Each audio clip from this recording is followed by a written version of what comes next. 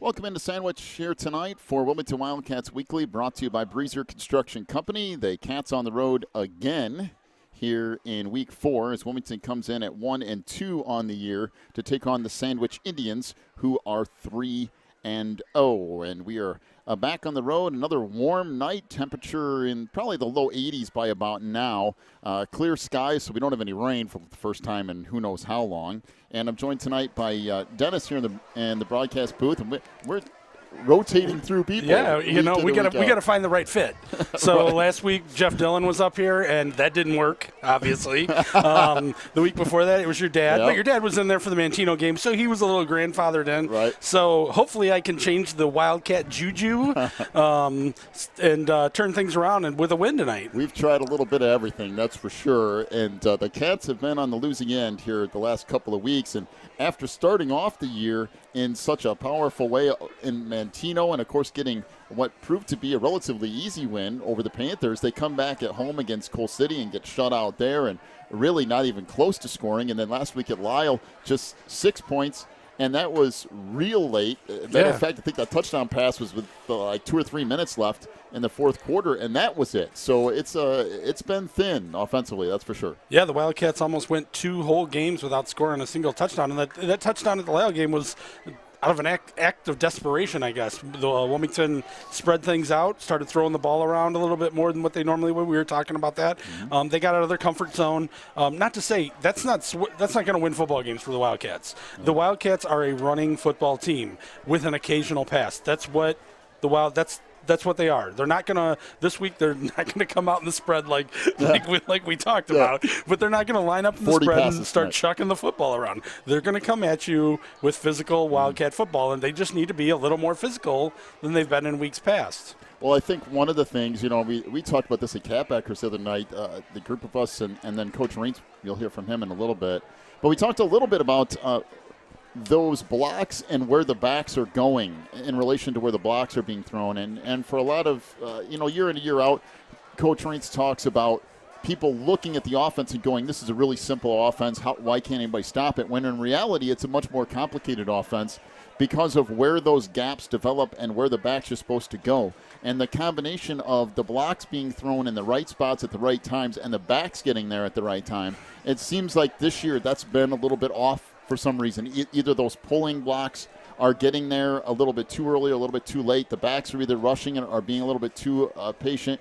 And it seems like it's a step or two away a few times. And so far they haven't figured it out.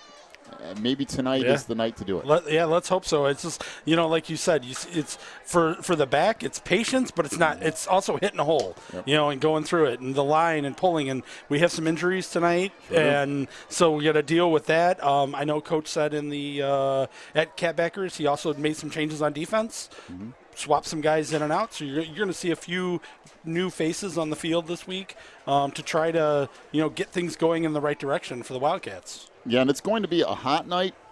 We've seen this a few times in past years where these nights where it's warm, humid, there's not a lot of breeze, and Wilmington's already a little thin at a couple of spots. We'll see if that comes into play tonight.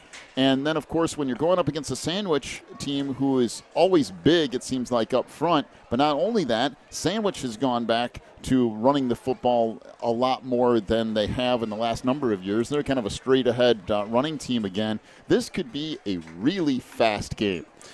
Yeah, Sandwich got a new coach 4 years ago, I think it was, and he came in and he decided to run the spread offense. Did that for 4 years. That was completely unsuccessful. I want to say, and I could be wrong, but 7 wins in 4 years. So that makes you wonder, a lot of people from the outside looking in, and I'm sure a lot of the fans of the team and stuff were like, why did we switch from something that worked where they had just made the quarterfinals, I think it was, a couple years before that. So now, from what I understand, one of the old assistant coaches is back as one of the head coaches here. He's brought back the offense that they had such good success with, and obviously they've had a lot of success with it this year, going 3-0 to start the season. And anytime we look at the I-8, of course, we like seeing wins across the board in the Interstate 8. And Sandwich has gotten there this year, and there's been a lot. The big side has seen a lot of parity outside of Coal City. I think everyone at this point is in agreement agreement that Coal City's kind of head and shoulders above everybody else at this point. But the conference looks pretty strong, top to bottom. And the last few years, it's been that way. It's good to see Sandwich kind of getting some wins and getting back in that column this year. Of course, the early season schedule, okay, maybe not the toughest thing in the world, but you go to Ottawa, which is a much, much larger school. Of course, Wilmington played them and get a win there. Then you play Harvard, get a win in week 2, and then Manteno, who is 0-3, but let's face it, not a bad 0-3 team. I mean, if you were going to be 0-3, Manteno is pretty good there. So no matter what, Sandwich is 3-0 coming into this game. Yeah, they're 3-0. Of course, their first 2 opponents, like you said, might have been a little bit easier opponents. They had Ottawa week 1. Or no, wait. The first week, week 1 they had Ottawa. Yep. They beat them 41-15. Week 2 they had Harvard. They beat them 30-20. But both those opponents started out at 0-3. Yeah. So they have not won a game yet. But then you have Manteno, who lost to Sandwich last week, 28-20. So that was a close game. And Manteno was playing without their starting quarterback. Yeah. So, and I'm not, games got to be played on the field. Sure. But tonight is a night the Wildcats need to get a win to bounce back and get them back into their season. You go 3 wins, 3 losses, and at the beginning of the season, it's tough. You still have Piatone. You have Hersher. Plano's in there. Plano. You just have Streeter, a bunch of which is a much bigger school. Right, Streeter. So you got a gauntlet you still have to run. And sure, you've had some tough teams, but we need to step it up tonight. Well, we'll see how things go. The Cats out in their white jerseys tonight with purple helmets and purple pants. Sandwich in those black jerseys, the black helmets, white pants with those orange and white numbers and letters as we get set for football tonight from Sandwich High School. We're going to take our first break of the night. When we come back, we'll get to our interview with the head coach of the Wildcats, Mr. Jeff Rance. We'll do that, and then on the other side of that timeout, we will look at some other matchups around the area tonight and, of course, get you set for kickoff here from Sandwich. But up next, Coach Jeff Rance here on Wilmington Wildcat Weekly, brought to you by Breezer Construction Company.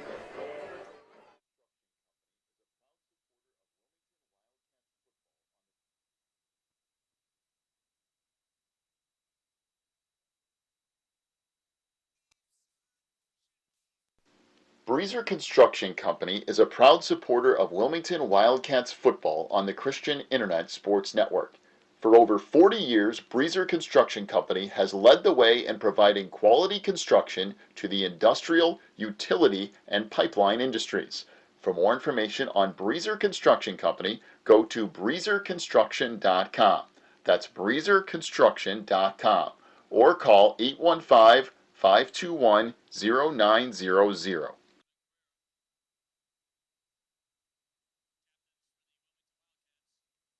When you need the very best representation on your side, the attorneys and staff at Odekirk Allred and Associates are here to help with extensive professional experience in cases involving criminal defense, divorce, custody, personal injury, residential real estate, and driver's license reinstatement.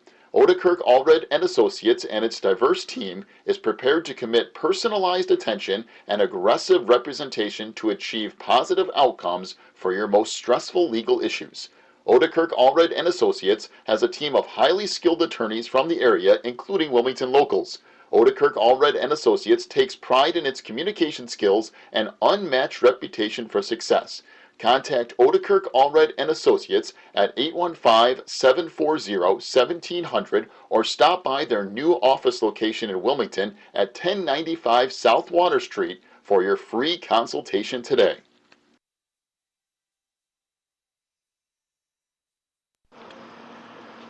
Back here at Wilmington Wildcats Weekly, brought to you by Breezer Construction Company, joined once again by the coach of the Wildcats, Mr. Jeff Rance. Coach, another kind of tough one last week up at Lyle, and the offense struggled a little bit. You went to the passing game in the fourth quarter and got some positives there, but again, a big team, an experienced team that you're going up against, and kind of a little rough start there offensively, and all of a sudden you're trying to regain some things. Yeah, no, it really was. They came out of the chutes really, really good against us. We were down, I think it was 14-0 at half, then we got down 21-0, and so, it's always hard to come back in that situation. I thought defensively overall, we weren't terrible, but again, we gave up the big play, and that's something we can't do. And I think we got to do a better job of getting teams in second and third and long. Special team-wise, for the most part, it was okay, but we did have another situation where we had a punt blocked. And then Trey Shaw gets the next kickoff, and he has a great return. And then we fumble at the 50-yard line. And then we get the ball back, and our defense is doing well. There's a fumble. Oh, we don't get the fumble. They get the fumble. So, we're going through a situation right now where no breaks are going our way. And like I said before, hey, nobody feels sorry for us. It's up to us to fix it. I've been happy with the kids' effort. I do think there's a little bit of our kids need a little more confidence. But you just get confidence by working hard and going into the games the best you can. And so we're looking forward to trying to get some confidence on Friday against Sandwich. And it seems like even defensively it's a little tough because those matchups on the outside, Lyle's got a 6'5" receiver on one side and a 6'3" receiver on the other side, and trying to match up your size and speed and talent with what's out there. And Antonio Tafoya did what I thought was a great job. It's just that height difference, and there are things like that are just kind of out of your control at times. You know what, too, and we've come across a couple teams the last 2 weeks that let's give credit to them. They made plays, and it's been a little bit of us messing up, but it's been some, too, where you give credit to the Scuba kid at Coal City. He's just a good running back.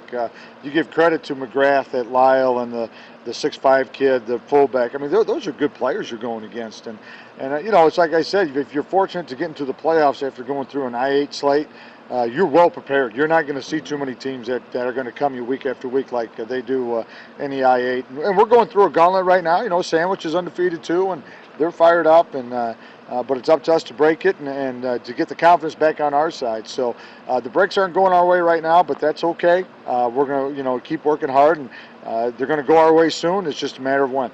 And you mentioned Sandwich this week, and that's a 3-0 team. Not some talk about their schedule and this and that, but none of that really matters at this point. They're 3-0. Yep. They're at home. They're seeing what's going on your end of the schedule so far, and they're going to be fired up. And every time we go there, they're always big, physical, and it seems like they run the football straight at you. Is that what you're expecting again this week? Yeah, I would. I think it's going to be a fast game. It always is, because Sandwich's backs are running the ball unlike they were the last couple of years, and so you get two teams that run it at each other. It'll be a fast game. We got to somehow be able to manage their size. I think we've had a good week. I like our scheme going into this week, but then offensively, we got to keep the ball. It's the same thing. We're not good enough defensively right now to keep giving them the ball time after time after time. We have to hold the ball a little bit on offense. And, we need to get a little confidence going offensively. And I think we can build on what Keaton Hopwood did in passing the ball last week and maybe get some play action going. But we've tried to simplify things even a little bit more, get our kids to be faster and not worried about their assignments. That all has to be taken care of. And so we have another test, tonight against Sandwich, and then we'll see where we're at. A lot of people say that the first part of the schedule has been rough. I mean, you haven't really had a home game per se yet. I mean, the Friday night game was moved to Saturday, and that kind of threw that whole thing out of whack. But is there something to be said for being away from home for the first few weeks and trying to work through some of this stuff before you come back? I think it is. I think you get on the road, you focus in more on just the team. You don't have to worry about all the other stuff going on at home. As long as our kids keep making steps to get better. I think we did make some steps from Coal City to Lyle in some aspects of the game, and in other aspects, I think we took a step back. So let's see how we do going against a good Sandwich team. So hopefully we get a lot of positive going. So I know we got homecoming the week after with Piatone, and we definitely want to be playing better football than what we are right now going into Sandwich and Piatone. Well, and lastly here tonight, I know there are a few injuries kind of floating around there, but why don't you talk about that just a little bit? Yeah, Hunter Doherty, who's a really good lineman for us, he got a concussion the other night. So obviously we're going to err on the side of safety, and we're going to keep him out of this game, and which is something that was not a question at all. If you get that kind of an injury, we're going to give that plenty of time. And then Nick Gornick, who our sophomore starting center, had a back injury, but it looks like he's going to be able to play, so we're happy about that. But just going through a little bit of a sickness thing. We missed a lot of kids during the week of practice, but it seems like everybody's back as of catbacker night, so hopefully we get everybody back going from that standpoint. All right, Coach, good luck tonight. Again, we'll talk to you in the postgame. All right, John. Thanks, buddy. All right, Coach Jeff Reitz joining us here on Wilmington Wildcats Weekly, brought to you by Breezer Construction Company. Just about 4 minutes away from opening kick here tonight between Sandwich and Wilmington, the 1 and 2 Wildcats on the road to take on the 3-0 Sandwich Indians. They're going to pause for the national anthem. We will as well. Be back here in just a couple of minutes to get you all set for tonight's game here in Sandwich on the Christian Internet Sports Network. Quigley Technology Services is your local source for computer help. They have built numerous websites, including ours, here at the Christian Internet Sports Network. Quigley Technology Services also specializes in virus removal, so your computer will get back to full speed now. And you can trust them for first-class computer repair, including free local pickup and delivery, plus on-site service, including after hours. Contact Quigley Technology Services at 815-293-7844 or stop by at quigtech.com. That's QUIG tech.com. Phelan Acres Bible Church is the perfect place if you are looking for a church to call home. They have services every week, including Sunday school at 9:45, morning worship at 11, and Wednesday night prayer meetings at 7. Phelan Acres Bible Church is located at 26009 Willow Lane in Wilmington, Illinois. And for more information, call 815-476-7818. That's 815-476-7818. If you're looking for more information on Wilmington Wildcats football, then check out the Catbackers every Wednesday at 7 at Tuffy's. Each week, Coach Reentz goes over game film, takes questions from the audience, and presents the Offensive and Defensive Player of the Week awards. Plus, you'll get to hang out with other Wildcat fans and get the inside scoop on next week's game. So be sure to check out the Catbackers every Wednesday at 7 at Tuffy's. Warren's Collision Center is your hometown body shop. Your vehicle will get expert care with their drive-on frame rack and in their Bink spray booth. Warren's offers free estimates, pickup and delivery service, and they will get you set up with a loaner car while yours is in the shop. Warren's Collision Center is located at 242 North Front Street in Braidwood, or online anytime at warrenscollision.com. That's warrenscollision.com. Warren's Collision Center, where they care beyond the repair. Just a couple minutes away from opening kick here tonight between Sandwich and Wilmington, as the band out on the field playing the fight song for Sandwich. Just finished our national anthem as well, so we are just about set for football tonight on the road again. And boy, it seems like 4 weeks in a row that Wilmington has essentially not really played normal games. I mean, as far as a home game goes, the only home game in there was the Coal City game, and then we had that crazy monsoon on Friday night. That moved it to Saturday, and everything got thrown out of whack there. And after this week, though, the schedule looks a lot more favorable. The Cats get 2 home games. Then you get the Reed Custer game in there, which isn't far away at all. Not at all. And then you come back at home again, and then Plano there to end out the year. And, yeah, it's going to be an interesting stretch run. But the Cats, you hit it right on the head, Dennis. It's tonight is, I hate to really say must win for high school football. Yeah. But if you want playoff streak to remain there and you want to have a decent look at playoffs, you really got to win this tonight. There's some games coming up that are going to be tougher than this, so you really need this one. I mean, we both know you can make it in at 5-4, sure, but it's hard because there's a lot of other teams that that have been at 5-4 and have not made it in. Mm-hmm. So you need to win. You got to win. You got to go 6-3.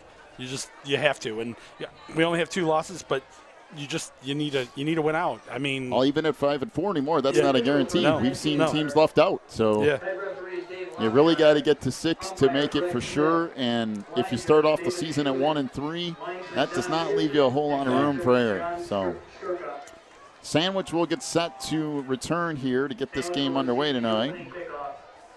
Looks like Nicholas Ladinsky back deep for the Indians, back at his own 5-yard line.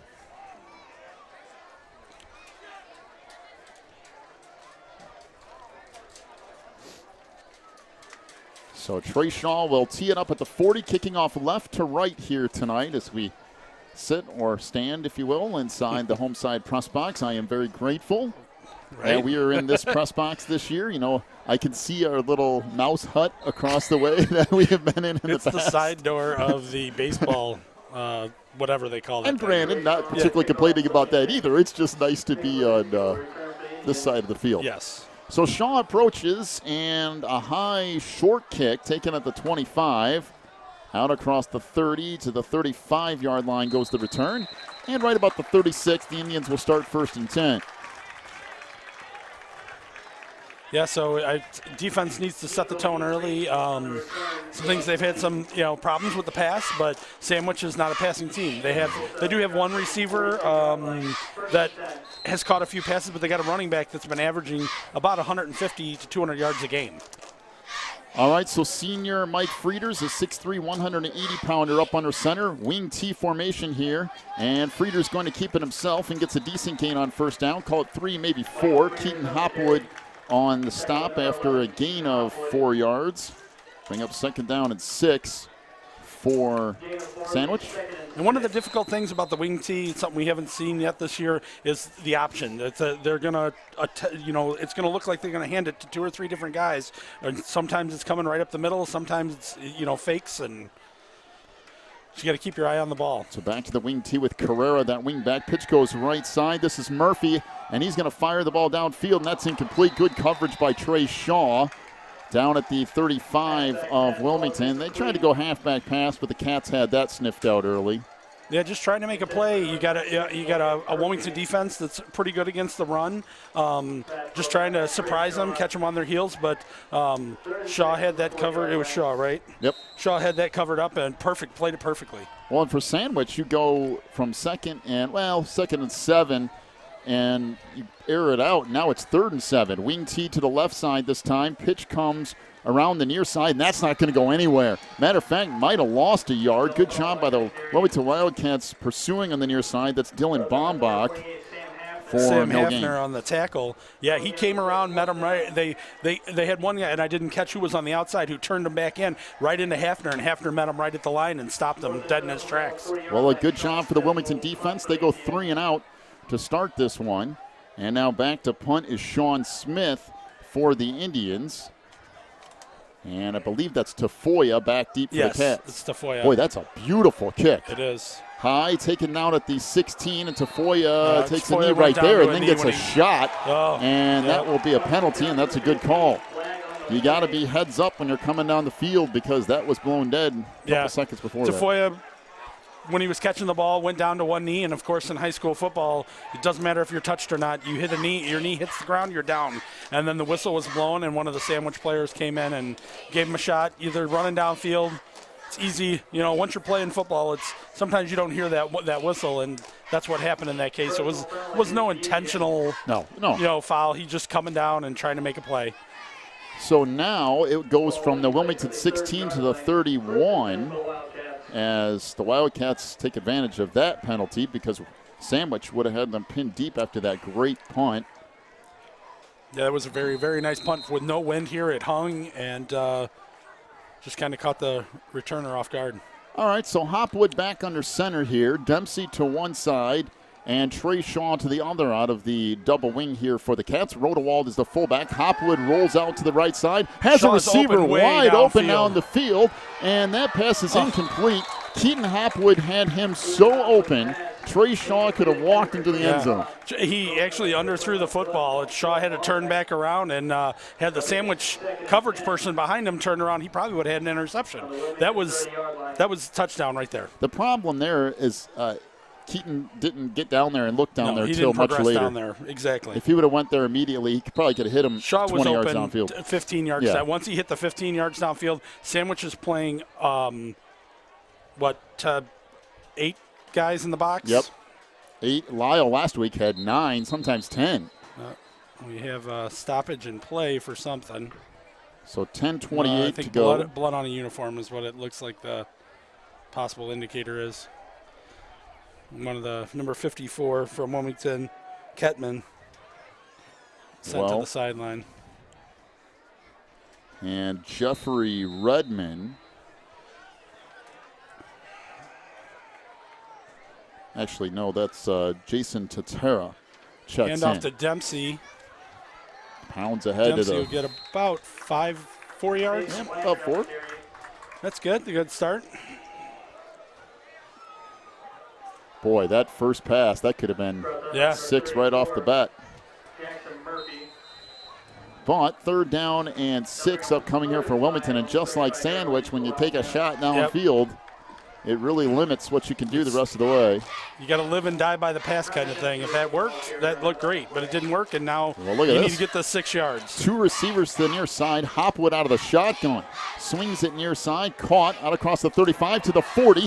45. What a block on the near side. Out to the 48-yard line. Trey Shaw came across the field on that bubble screen and just blocked that and opened that play up. That is Cam Harbor on the reception. And a gain of 13. That was set up perfectly. That the pass came out, the block and everything. So Cats are moving the ball. Nice little wide receiver screen to the near side. Back to the double wing for Wilmington. 1st and 10 from their own 48. Handoff comes near side. Wow, what a move by Trey Shaw. Breaks it into the open. Inside the 40. Shaw inside the 30. 20. 10. 5. Touchdown Wilmington. Wow, what a move. I mean, he made a couple moves. A couple guys missed, and he just, once he got to the outside, he was just running straight for that pylon. And Cats score, what is that, 52 yards. 52-yard touchdown. Wow. And I mean, it looked like Shaw might be stopped in the backfield. He took one sideways step to the left and was gone. Yeah. So this is exactly what you want to start this game if you're the coaching staff for the Wildcats. Yep. So Wilmington will try to attempt the extra point, and this is where it gets difficult because Trey Shaw is also the kicker, and after running 52 yards, he now has to set up and kick the extra point, and he does get it inside the right upright.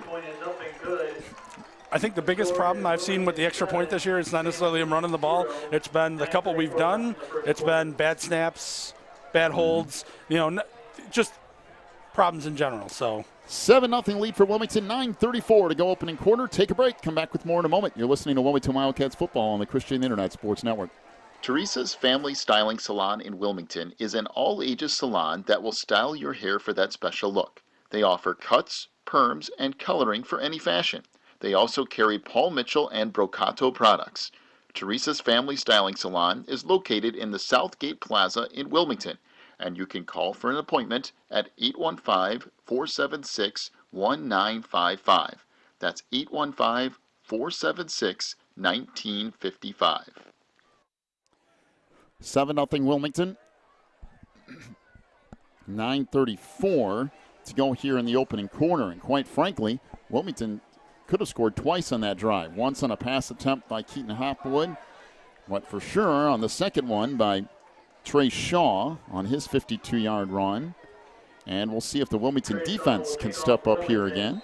Sandwich went 3 and out the first time they had the football. So Shaw will kick it off left to right here. Ladinsky back deep for the Indians.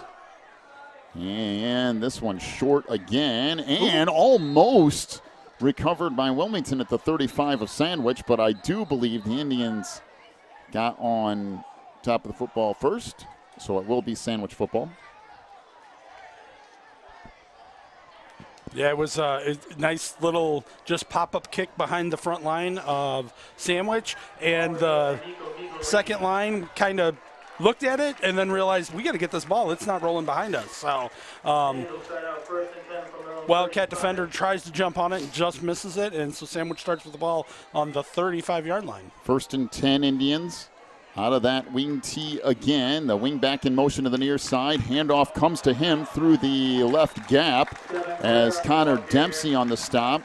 That is Devin Carrera, who will pick up 6 yards on first down. Yeah, Cats need to get that hole closed. That hole was big enough to drive the school bus through on this side.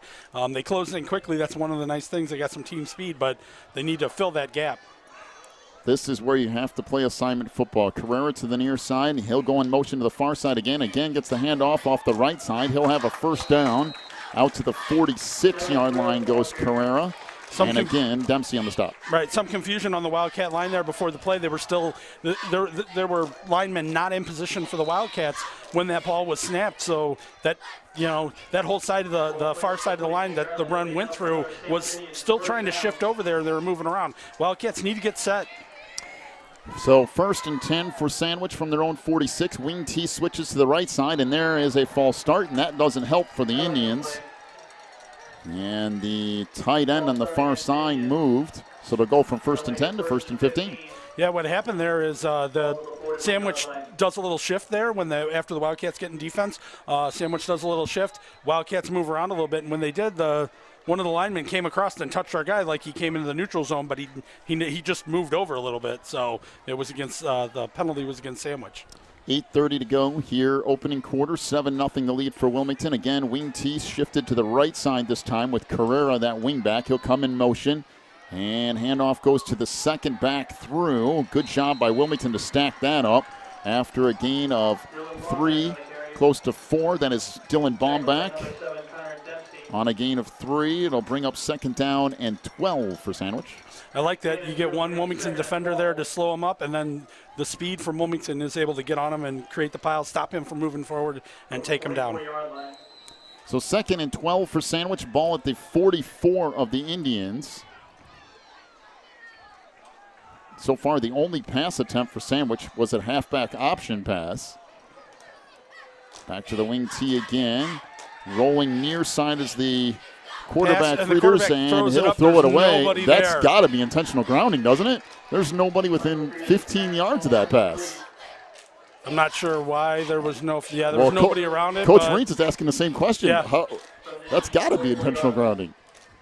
Yeah, there was nobody around that pass. He just kind of threw it up as he was getting sacked. Would have been about a 15-yard loss for the Sandwich quarterback. And there was nobody on that half of the field. Well, it'll bring up 3rd down and 12 for the Indians. Lost in that was good pressure by the Wilmington defense. Right. Wing T again. Frieders under center. Hands it off near side, and that's not going to go anywhere. Carrera gets wrapped up as coming around to make the play for Wilmington is Jaron Allen. And they'll bring up 4th down and 13. Looks like they actually might have lost about a yard on that play, so that was good. Trying to string it out to the side of the field, and Wilmington turned it in, and then one of the other defenders cleaned it up. That's exactly what you want to do with this outside when they try to run outside. Turn them back inside towards the rest of your defenders. Boy, about as good a start as you can hope for Wilmington here tonight. Good snap. The kick almost blocked, and it shots down to the 17, and it will die there. Good job by Tafoya to just get away from it. Good kick, by the way, by Sean Smith once again, despite being pressured. Yeah, it looks like Grant Imhoff is the one who put on the pressure. So Wilmington will get set to take over 1st and 10 from their own 17. So really curious to see what we're going to do. Shaw obviously was able to take that one to the house last time, so let's see if we can get Dempsey working. If we can get both these backs going, I don't know if they can stop us. Well, we'll see. 1st and 10.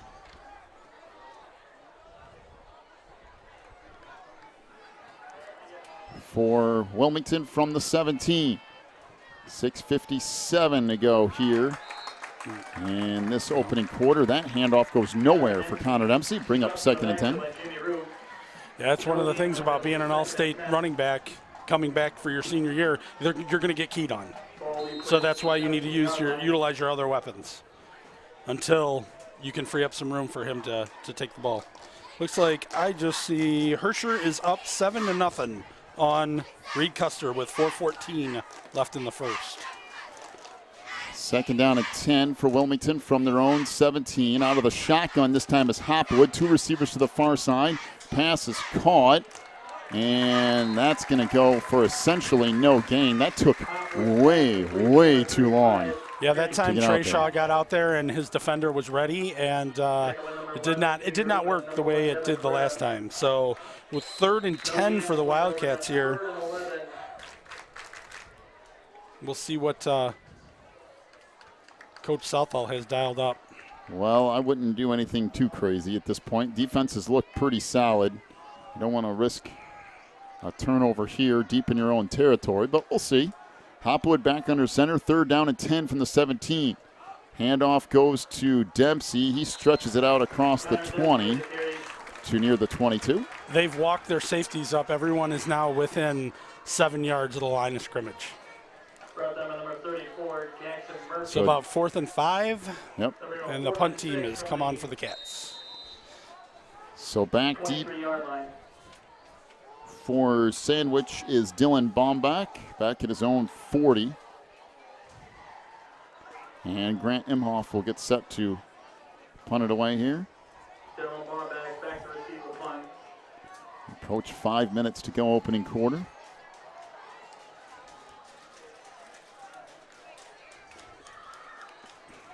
Drainheim full punt. This is something Wilmington always looks at, make sure all of those receivers are covered before they punt the ball away. Bad kick. Come off the side of his foot. Boy, that does get a Wilmington bounce. roll, though, as it will roll out to the 44-yard line. And the Wildcats are fortunate to get that bounce because that only went about 15 yards in the air or so. So Sandwich takes over 1st and 10 from the Wilmington 44. So let's see what the Wilmington defense can do. They held Sandwich last time, come out. Offense kind of stutters a bit, bad punt. Let's hope that doesn't take the momentum away.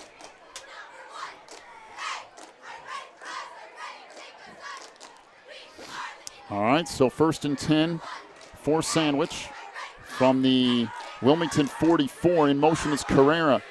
Handoff goes to the fullback, and not a whole lot there. Good job by the interior of that Wilmington defensive line to stack that up. That is Bailey Thurber, and he basically ends up with no gain. Yeah, it looks like they stacked him up right at the line. And actually, loss of about a half a yard. They're spotting that. It's hard to follow this wing tee from up here. They get together, and it's trying to find where that ball went. Carrera in motion. Gets the handoff coming through a big hole off the right side, and he will push it out for a gain of close to 8. Trey Shaw on the stop. And the problem for Wilmington right there in the last couple of times Carrera's got the ball within the loss of one has been just assignment football. Yeah. Somebody's got to step up into that gap. They pretty much ran the same play they did the play before, but instead of giving it to the fullback, the quarterback pulled it out and handed it off to him off the far side, and he was able to pick up all the 10 yards. And the tricky part about that play is as Carrera's coming across, he has 3 or 4 options for where he can cut up the field. As the handoff to the fullback, I believe that's Thurber again. I don't think he got the first down. It's close. Got just across the 35. They're giving him about a half a yard. He's about a yard short. So it'll bring up 4th down and not quite half a yard for Sandwich. So we need some disciplined football for the line here. Try not to jump. They're going to run up and quick snap it. They're not even set. That's got to be a flag. And it is. I mean, that they weren't even close to being set. No. When you run up like that, the quarterback's responsibility is to make sure everybody's in their stance before you snap the ball, because if not, you get this penalty right here. Oh, they're saying 1st down. Illegal substitution? Is that what that is? Or illegal participation? There's no way that offensive line was set. Yeah, I'm not sure. I mean, it looked like 2 or 3 guys weren't even set. Oh, sideline warning. Oh. Ugh. Oh, yeah. That penalty. Yeah. The one that makes me just want to throw things. Oh, ball Fumble on the play, but it comes right back to Frieders, but he'll end up losing a couple yards on the play. Looks like he lost about 3 yards. Wow, I thought that was obvious that they weren't set, but yeah. In any case, the Indians get the 1st down, but then immediately lose 3 yards. And now 2nd down and 13. Wing tee to the right side this time around. Carrera in motion. Frieder's going to keep it himself, and he'll pick up a few yards. Eventually stopped in the play by Cameron Holman. About 5 yards, 5-6 yards. Picks up about 5. It'll be 3rd and 13. So Holman came up to make the stop, did a nice job of staying that side of the field. It's 3rd and 8 for Sandwich and effectively 2 downs here. Yeah. So. Yeah, because I don't know. I haven't seen what kind of kicker Sandwich has, even if it's a little far out for a field goal. Yeah, I think this is a ways out. They're at the 31 of Wilmington. But I've seen crazy things happen before. Pass. Dropping back to passes. Frieders fires near side. There's no way that even if that was on target, it would have been incomplete because good coverage out there by Trey Shaw. That was intended for Dylan Baumback down at the 25 of Wilmington. They'll bring up 4th down and a short 8 for Sandwich. I don't know if I agree with a pass on that play. I think you'd want to run it, see what you get, and then you would decide whether you pass or you've gotten some good yardage. Yeah, you've only had a couple, plays, but run the ball. I mean, and then see where you're at on 4th. Yeah, I'm with you. If you can get 3 or 4 on 3rd down and 3 or 4 on 4th down, because now you're kind of limited. Right. So trips receive. Well, actually, 2 receivers to the near side. They're going to go wing back to this side as well. Frieders drops back to pass, fires it down the middle of the field and overshoots everybody. And Frieders got absolutely hammered by Cameron Harbor back at the 40-yard line as well. There was no chance for Sandwich to complete that pass. Yeah, I was a little worried about the wingback. You said trips. He would line up as the wingback, and he went out, brushed off our end, and was kind of open. Had they hit the short guy crossing, there was a first down for them. But instead, quarterback just skipped his progression and looked way downfield and just lofted it up. So second time, Wilmington gets the ball from their own 31-yard line to start a drive. First time around, the Cats went 69 yards on a touchdown drive. We'll see what they do here. Back to the double wing, handoff left side to Connor Dempsey. Not a whole lot there, but enough to get some positive yards. Gain of about 3. Yeah, but that's what you're looking for. You're looking for the 3-4 yard gains and then to break one here and there. But I'm telling you right now, we get 3-4 yards every play, we're happy. What? I forgot we got a light in here. We got a light in here. John's doing the stats, so he needs a little light. Hey, I might as well see something. Now, right. Now we don't have a window for it to shine off of. So 2nd down and 7, back to the double wing here. Hopwood pitches it near side, and Hafner breaks it, but this is going to come back all the way out to the 45-yard line. Would have been a gain of 11, but I do believe this is a hold on Wilmington back at the 33 or 32-yard line. Well, yeah, that's what it looked like. It is. Yeah. Hefner was able to break away. It looked like maybe there were some hands on somebody, and you got to watch. Got to keep them inside the pads. So that'll put Wilmington back a long 2nd down here. Well, this is going to go from Only placed at the 18-yard line. 2nd and 7 to 2nd and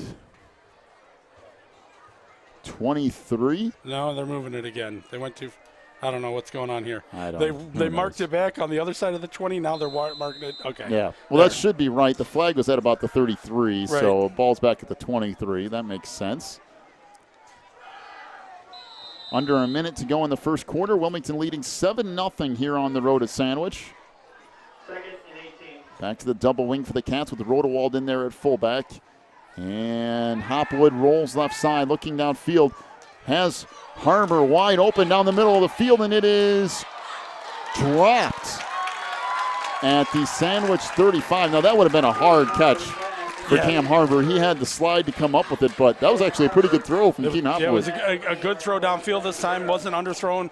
Nice ball. Just a little bit. Just missing it by a little bit. And I mean, is that catchable for Cam Harbor? Yeah, maybe, but you're asking a lot from the slide and make the catch. Right. So we got to score Lyle Piatone. Piatone's up 7-0 on Lyle. Sure they are. Don't try to figure it out. You can't figure out games on paper. Games on paper don't work. They got to play the game. Lyle came off a big win last week. It's so strange. You never know. Back to the double wing for the Cats. 3rd down and a country mile. Handoff comes through on the misdirection. Going to get about 4 yards or so, but there's not a whole lot there on the run. Is that Hafner again? It is. Yeah. So Sam will pick up 4th and about 14, would you say? Yep. Yeah, this is for sure a punting situation for Wilmington. We'll end the quarter, though, first. Oh, yeah, end of the quarter. Forgot about that. Down to 5 seconds to go in that quarter. So Wilmington leads at 7-0 at the end of quarter number 1. We'll take a break, come back with the second quarter in a moment. You're listening to Wilmington Wildcats football on the Christian Internet Sports Network. Sandwich nothing. Pro Real Estate is a family-owned business established in 1983. Its staff and sales agents work in all areas of real estate sales, from first-time homebuyers to experienced investors. Located at 506 South Water Street in Wilmington, clients are welcome to stop by to discuss their real estate needs or visit our website at pro-homes.net.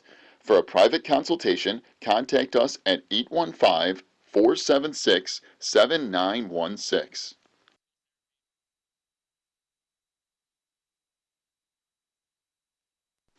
Breezer Construction Company is a proud supporter of Wilmington Wildcats football on the Christian Internet Sports Network. For over 40 years, Breezer Construction Company has led the way in providing quality construction to the industrial, utility, and pipeline industries. For more information on Breezer Construction Company, go to breezerconstruction.com. That's breezerconstruction.com. Or call 815-521-0900.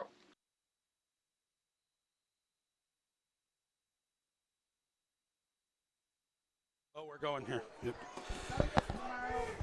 All right, Cats come out, line up in punt formation. They'll spread it out as always with, I believe, Imhoff kicking. For the Indians. Carrera back to return for the Indians. Sits back about the 30-yard line. Snap. Kick. This is a lot better kick than last time. It's going to go up, come down. He's gonna he breaks a few tackles. Oh, he just gets laid out on the field by number 54, Jack Kettman. I mean, Jack. Boy, oh boy. He made a turn around one of his own guys, and there was Kettman waiting for him, and he put him right down to the ground. All right, well, a decent return for Sandwich, though, as they'll have it 1st and 10 from their own 48. They've definitely gotten the better end of the field position here in this first half. First and 10. But, I mean, let's face it. Wilmington has had opportunities. In the passing game, they've had 2 excellent opportunities. Yeah, they've had opportunities, but just haven't been able to take advantage of those by completing some passes. So, all right, wing T here for Sandwich. To the near side is Devin Carrera out of that wing back position. He goes in motion, handoff off the left side. There's a flag down and offside on Wilmington, and that's just lining up offsides. And those are the kind of penalties. If you're the Wildcats, you can't have that kind of thing. No, mental mistakes. Yeah, and in week 3, you can't have mental, right? Week 3? Yeah. Week 3? Week 4? Week 4. Sorry. Yeah, week 4. See, mental mistakes. See, mental mistakes. Can't have them. This is my week 1, though. I'm just saying. That's true. 1st and 5 for Sandwich for the 47-yard line of Wilmington. Back to that wing T to the right side this time around. Handoff to the fullback, and that'll go for a couple of yards. I believe that's Sean Smith. They're gonna spot him at the end of the slide. They're giving a little generous spot there. Bring up 2nd down and 3. Into about 2, 2nd and 3. So Smith will come out as Bailey Thurber checks in. They usually rotate those guys, presumably to bring the plays in at that fullback spot. In motion is Carrera, gets the handoff left side. Big hole, breaks it back inside the 40, down to the 37-yard line. That'll be a gain of 8 yards and a Sandwich first down. Yeah, just a big hole there. Somebody just didn't fill. Again, just missed an assignment. I don't know whose assignment it was, but someone just wasn't there to fill that hole when it opened up. And that's all it is. I mean, there's nothing from the Sandwich offense that is unstoppable. You just have to be in the right spot at the right time. So 1st and 10 for Sandwich from the 36 of Wilmington. Wing T to the right side. Handoff again to the fullback. That is Thurber. He'll get maybe a yard. Decent job by Rodewald there for the Cats. Be a gain of a yard. Bring up 2nd and 9. Yeah, just again going to the fullback, but now you were going to look for that outside move. You know, the fake to the fullback, pull it back, and pitch it off to one of your outside guys. So the Cats got to be ready for it. Sandwich is doing a lot of movement, and I think that might be throwing the defense off a little bit, and that's one of the things you got to know your assignment when there's motion in the backfield. So Thurber and Sean Smith switch off. Back wing T to this side. Pitch comes near side, trying to get the corner, and it's a gain of a couple of yards. That's the kind of thing for Sandwich that isn't going to work so well. Wilmington has a lot of team speed. Like Rodewald got in there. Tackle was by Connor Dempsey, but Rodewald got in there, got a hand around the leg, slowed him up for the rest of the team to get there and finish it off. So Bomback with a run of 3 yards to bring up 3rd down and 6 for Sandwich from the 32 of Wilmington. And by far the play tonight that's done the most damage for the Indians has been that back coming in motion from the wing position, Carrera. He'll get the handoff here, broke the initial tackle, gets inside the 30 after a gain of a couple. But the Wilmington doing a much better job that time around. Will bring up 4th and 4 after a gain of 2. Yeah, I like the way the Sandwich running back's running. He runs hard downhill and can take a couple hits. So need to get on him and stop him. So Devin Carrera is not a big back. He's 5'9", 165, but he is a senior and does run with a little bit of strength. Yes. 5'9" might be stretching it a little bit. Yep. He's a little. He's not a big back, but he runs strong for sure. Wing T again, 4th and 4. Handoff comes right side, huge hole, and this is going to go for a touchdown. Really, quite frankly, there is no reason for that to ever happen. As a 29-yard touchdown run by Dylan Bomback, and there was nobody anywhere near him. Again, a fake, handoff to him, and he just walks through a hole. The school bus could, as we could say, school bus could drive through. Nobody got to come up and fill that spot, and I'm sure make some adjustments here and as we wait for the extra point. Again, that's just assignments. Yep. That's all that is. So good snap, good hold. The kick is not good, though, so it'll stay 7-6 Wilmington with 9:04 to go in the half. We'll take a break, come back with more Cats football in a moment here on the Christian Internet Sports Network.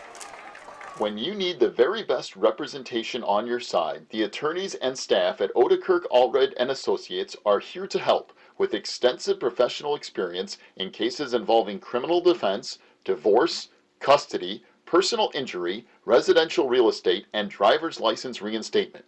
Odekirk Allred and Associates and its diverse team is prepared to commit personalized attention and aggressive representation to achieve positive outcomes for your most stressful legal issues. Odekirk Allred and Associates has a team of highly skilled attorneys from the area, including Wilmington locals. Odekirk Allred and Associates takes pride in its communication skills and unmatched reputation for success. Contact Odekirk Allred and Associates at 815-740-1700 or stop by their new office location in Wilmington at 1095 South Water Street for your free consultation today. So Sandwich gets sets to kick it off left to right here. Tafoya back deep for the Cats. As Wilmington on 4th and 4 gives up a 29-yard touchdown run.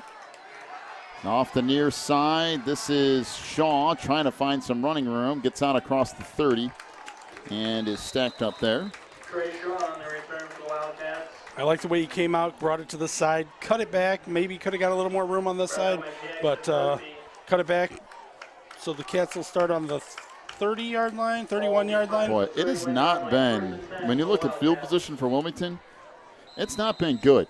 31-17, 31-30. I mean, not terrible, but when you look at Sandwich, they've started at their 37-35, the Wilmington 44, and their own 48. Just missed opportunities for the Wildcats. Yep. So 1st and 10 out of the double wing, handoff to Shaw. Boy, did that close in a hurry. Trey had absolutely nowhere to go. Yeah, that hole was clogged up by about 10 bodies. It almost seemed like everybody was right in front of him. So that's only the second carry of the night, by the way, for Trey Shaw. The first one went 52 yards for a touchdown. And Wilmington actually, you know, they've mixed it up decently tonight. Barry's done a nice job of dialing up some deep pass plays that both of them could have worked for touchdowns if they would have been connected on. Yeah. Taking a little bit longer to get a play in here for the Cats. Trying to look for a play clock, but I don't think they have one here. Pitch comes right side to Shaw.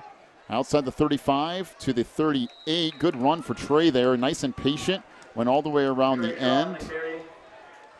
Yeah, set it up with his lead blocker. I mean, one of the things you got to worry about when you run outside is holding. You know, his lead blockers did a good job. He waited, and then he cut it up, put a foot down and cut it upfield and picked up some good yards. Well, a gain of 5, bring up 3rd and 3 for Wilmington. And, you know, if I'm the Cats and I get a yard or two here, I'm very tempted to hold on to the football and do something. Way Sandwich moved the ball the last time around. Yeah. I wouldn't want to give it back. I know that much. And that should be an offsides and is. I didn't think they were going to throw that flag initially. Shaw did that the reset stop motion. They call it a reset. So, yeah. So, first down, Wildcats. Yep. So, a 5-yard penalty on Sandwich. There haven't been a lot of penalties tonight. No. Both teams have had one penalty apiece. 2 for Sandwich. Two for Sandwich? Sandwich had the late hit. And the kick. That's Yep. right. So 1st and 10 here for the Cats from their own 43. In motion is Dempsey, gets the pitch off the left side. Nice and patient around the corner. 45, midfield, 45, 40. Dempsey inside the 35, all the way down to the 30. They're going to mark him out of bounds at the 33.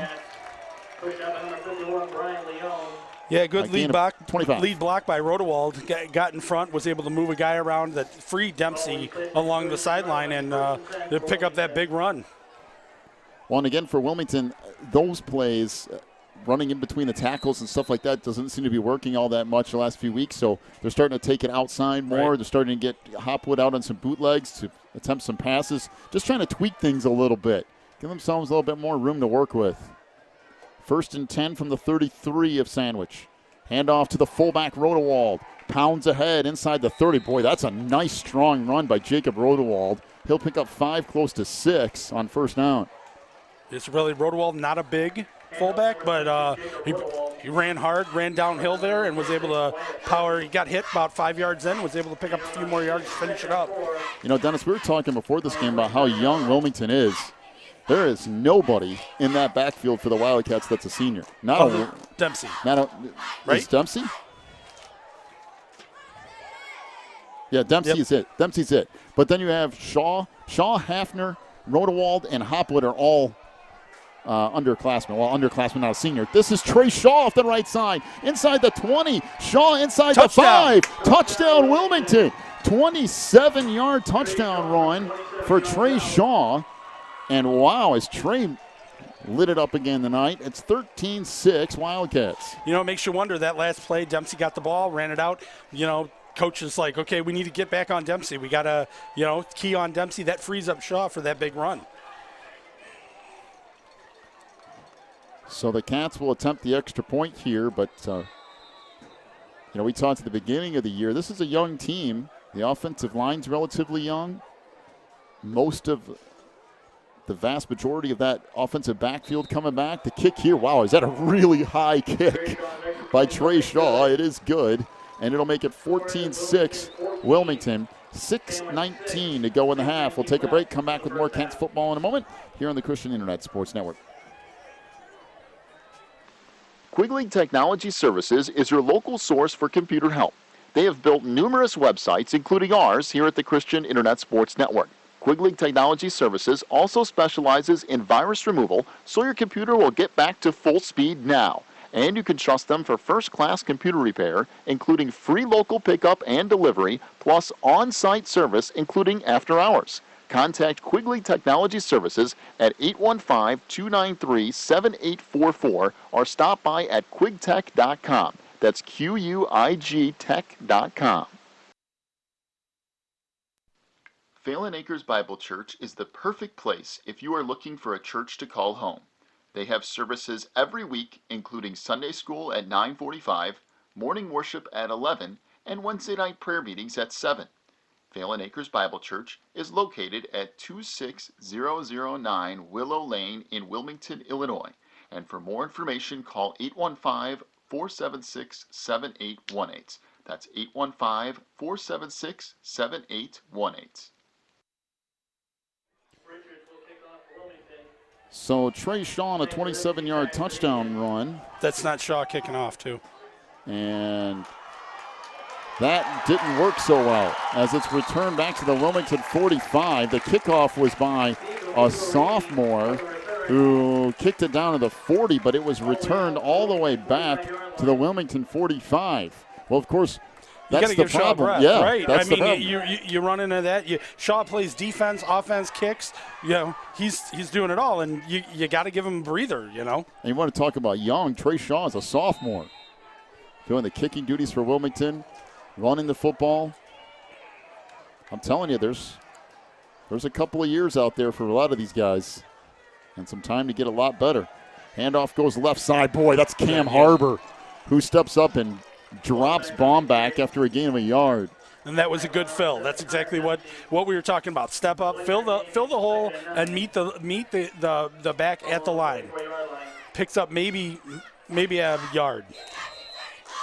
Well, that's just a really nice job off that right side by Cameron Holman. The 6 foot, 182-pound junior. As Holman made the stop there, handoff this side on out across the 40 to the 38 goes Devin Carrera. They're going to mark him all the way down at the 37. I want to talk about generous. That's really, really generous. So a 3rd and 2 for Sandwich. Boy, Wilmington defensively has to find out an answer. They're bending a little, but when they break. They're getting big ones. So 3rd down and 2. Handoff comes right side, and that's a great job. I'm trying to see who got in there, but Bomback got stopped for maybe a loss of a yard. That's Connor Dempsey, isn't it? Connor Dempsey, yeah. Wow. No gain there. Connor Dempsey just came in, wrapped him up, and drove him right down in the ground, and might have lost a foot there. So 4th down decision for Sandwich. I think you got to go for it. You got 4 minutes left, and Wilmington would start with the ball on the other side, on the other side of the 50.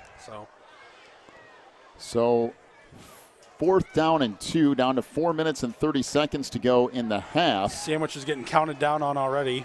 Let's see if they can get this ball off. And timeout to the Indians. They were one more hand motion away from getting a 5-yard delay of game penalty. All right, timeout to Sandwich. 4:25 to go in the half. 14-6 is the lead for Wilmington. We'll take a break, come back with more Cats football in just a moment here on the Christian Internet Sports Network. If you're looking for more information on Wilmington Wildcats football, then check out the Catbackers every Wednesday at 7 at Tuffy's. Each week, Coach Reentz goes over game film, takes questions from the audience, and presents the Offensive and Defensive Player of the Week awards. Plus, you'll get to hang out with other Wildcat fans and get the inside scoop on next week's game. So be sure to check out the Catbackers every Wednesday at 7 at Tuffy's. Warren's Collision Center is your hometown body shop. Your vehicle will get expert care with their drive-on frame rack and in their Bink spray booth. Warren's offers free estimates, pickup and delivery service, and they will get you set up with a loaner car while yours is in the shop. Warren's Collision Center is located at 242 North Front Street in Braidwood, or online anytime at warrenscollision.com. That's warrenscollision.com. Warren's Collision Center, where they care beyond the repair. Well, it looked like Sandwich was going to try to put the ball down the field, and Frieders had no chance to do that. He slipped and fell, and he ended up losing about 10 yards on the play. So that goes backwards for the Indians on 4th down, and what was a big 4th down play for both teams. Right. So you got 4 minutes left. Chance for the Cats here. Probably the best field position they've had all night. So 4:21, actually, I think you're right, out to the 40. Let me flip this back over here. And it is by a large margin the best field position for Wilmington from their own, well, let's call it the 42. Back to the double wing again. Hopwood under center. Hand off to Rodewald, and there was a hole there, too. Jacob just couldn't quite get through it. And a gain of 3 will bring up 2nd and 7. Yeah, it looks like he just got tripped up as he was coming through the line. Just got tangled in some feet and came down. Myers gets credit for the stop. Bring up 2nd and 7 for Wilmington from their own 45. And for the Cats here, you can be patient. 4 minutes on that clock. Use all that you can use and go straight down the field. That's the best possible scenario here. Using a lot of time here, though, to get this play in. Down to 3:45. In fact, down to the countdown here. Hand off left side. This is Dempsey. As he gets stacked up after a gain of maybe 3 more. That is if they're going to be generous. And so far tonight they have been. Yeah, looks like they're going to give him the the generous spot. Bailey Thurber. So this is going to bring up third down, and let's call it 4 for Wilmington. And again, the Cats in no hurry, because if you don't pick this up, you don't want to leave much time on that clock for Sandwich. No. So maybe that's why they took the little bit of extra time. Pick up the first down. Okay, we'll move. We're on the, you're at the 50, almost to the 50. I still think if you dial up one of those deep passes here, you might be wide open again. I think you need a first down first. So back to the double wing here. Handoff to the fullback, and Rodewald almost broke it. Made a nice sidestep inside the 45, down to the 43. That's a gain of 9 more for Jacob Rodewald.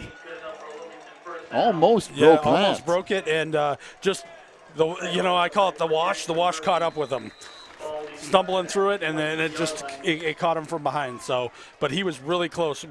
Would have got loose of that one last guy, and he probably would have been in for 6. 1st and 10, Wilmington from the 43 of Sandwich.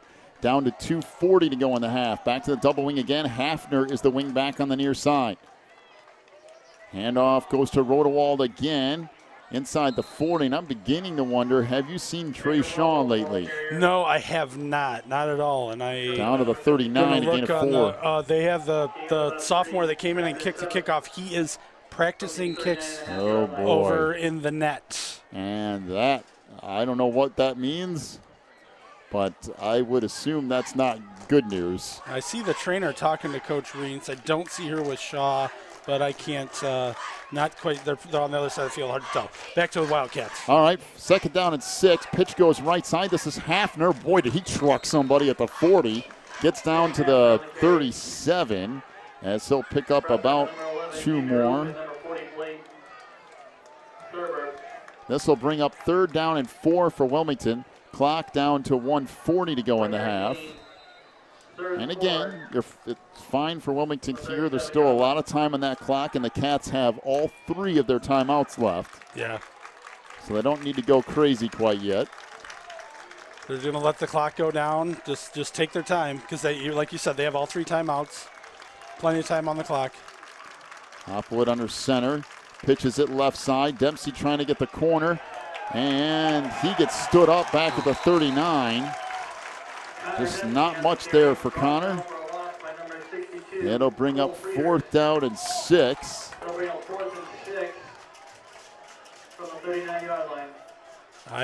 Like you said, I'm sorry, trying to see if I can see Shaw across the way, but I don't see anything. There. He's standing there, but he's not in the Maybe game. They're just giving him a breather. I mean, he's ran a lot tonight. Could be. It's just it started making me a little suspect when. Oh, he was just coming out. He was just out on the field. So timeout here with 53 seconds to go in the half. And by the way, be sure to stick around for our halftime show. Brought to you by.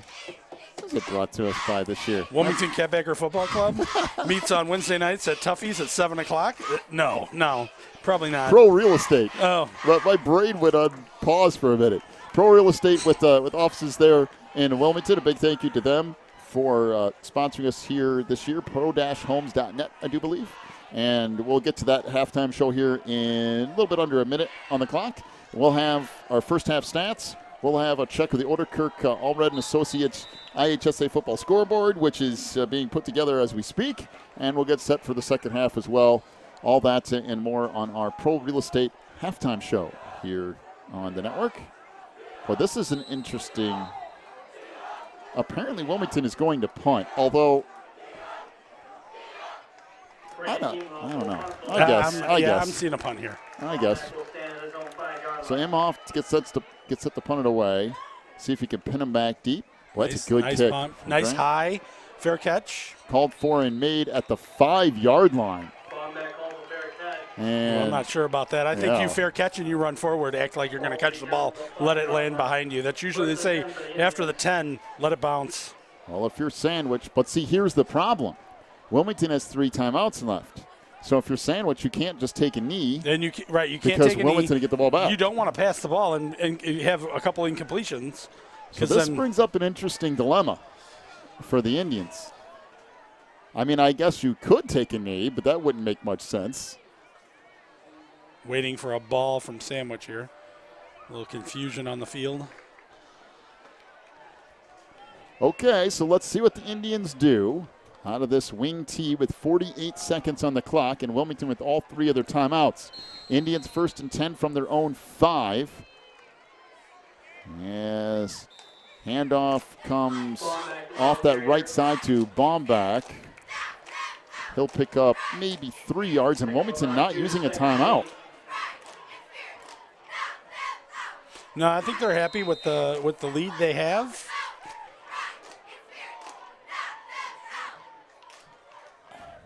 Unless that scoreboard is wrong and there's only 2 timeouts. has gashed them for some yards. So I guess. And they're going to start with the ball in the second half anyway. Oh. And this run comes off the near side, out across the 15 to the 18, and that's going to do it for the first half after Baumback gets 11 more. 18-yard line. 1st and 10. And with 11 seconds left, that clock will run, and we will head to the half. Ooh, possible another play. Maybe, but they would really have to hurry. Wilmington's trying to bring somebody in. They're going to snap the ball. Oh. And the Wilmington, Wildcats use a timeout. They were trying to substitute, didn't get off the field quick enough. I think they were putting in another defensive back, just to battle against the pass there. One good thing, Trey Shaw's out on defense. So it could just be just a rest. It's like you said, it's a warm night, cramping. And he's played a lot of plays. A lot, exactly. I just wanted to be sure because I hear you. I hadn't seen him in a while. Right. That's it. So with 1 second to go in the half, Sandwich will have it 1st and 10 from their own 18. I can't imagine they do anything too high risk at this point. But again, I've seen some crazy Statue things. of Liberty. Band runs on the field. No. Hey, the band's over there. Yeah, right. They're ready. They're out there ready. Maybe to get that's on your the field. distraction. You have the band run out playing their instruments right before you snap the ball. So 1st and 10 for Sandwich from their own 18. They'll run one more play out of this wing tee, and then we'll get to halftime. Wilmington playing their version of the prevent here with 4 guys back about 15 yards downfield, and that doesn't go anywhere off the right side. So a gain of 3 from Baumback on the last play of the half. And to the half we go. Wilmington leads it 14-6 over Sandwich. Welcome into the halftime show brought to you by Pro Real Estate with office right there in Wilmington. We'll take a break. We'll come back with the first half stats in just a moment as the Cats do lead at 14-6 here on the Christian Internet Sports Network.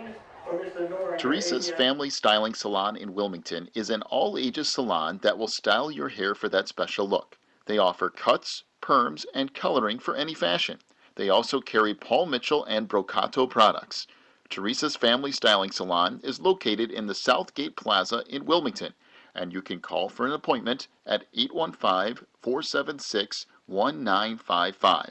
That's 815-476-1955. Pro Real Estate is a family-owned business established in 1983. Its staff and sales agents work in all areas of real estate sales, from first-time homebuyers to experienced investors. Located at 506 South Water Street in Wilmington, clients are welcome to stop by to discuss their real estate needs or visit our website at pro-homes.net. For a private consultation, contact us at 815-476-7916.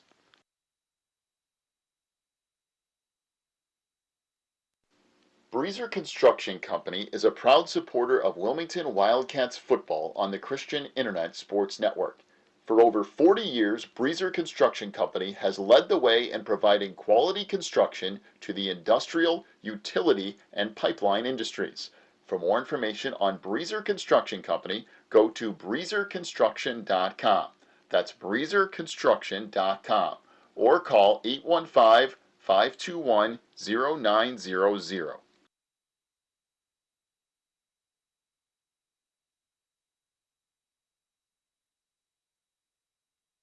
When you need the very best representation on your side, the attorneys and staff at Odekirk Allred and Associates are here to help with extensive professional experience in cases involving criminal defense, divorce, custody, personal injury, residential real estate, and driver's license reinstatement. Odekirk Allred and Associates and its diverse team is prepared to commit personalized attention and aggressive representation to achieve positive outcomes for your most stressful legal issues. Odekirk Allred and Associates has a team of highly skilled attorneys from the area, including Wilmington locals. Odekirk Allred and Associates takes pride in its communication skills and unmatched reputation for success.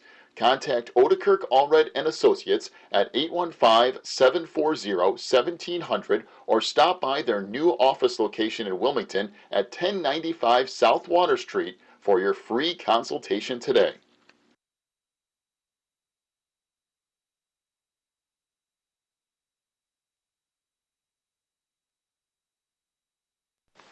Quigley Technology Services is your local source for computer help. They have built numerous websites, including ours here at the Christian Internet Sports Network. Quigley Technology Services also specializes in virus removal, so your computer will get back to full speed now. And you can trust them for first-class computer repair, including free local pickup and delivery, plus on-site service, including after hours. Contact Quigley Technology Services at 815-293-7844 or stop by at quigtech.com. That's QUIG tech.com.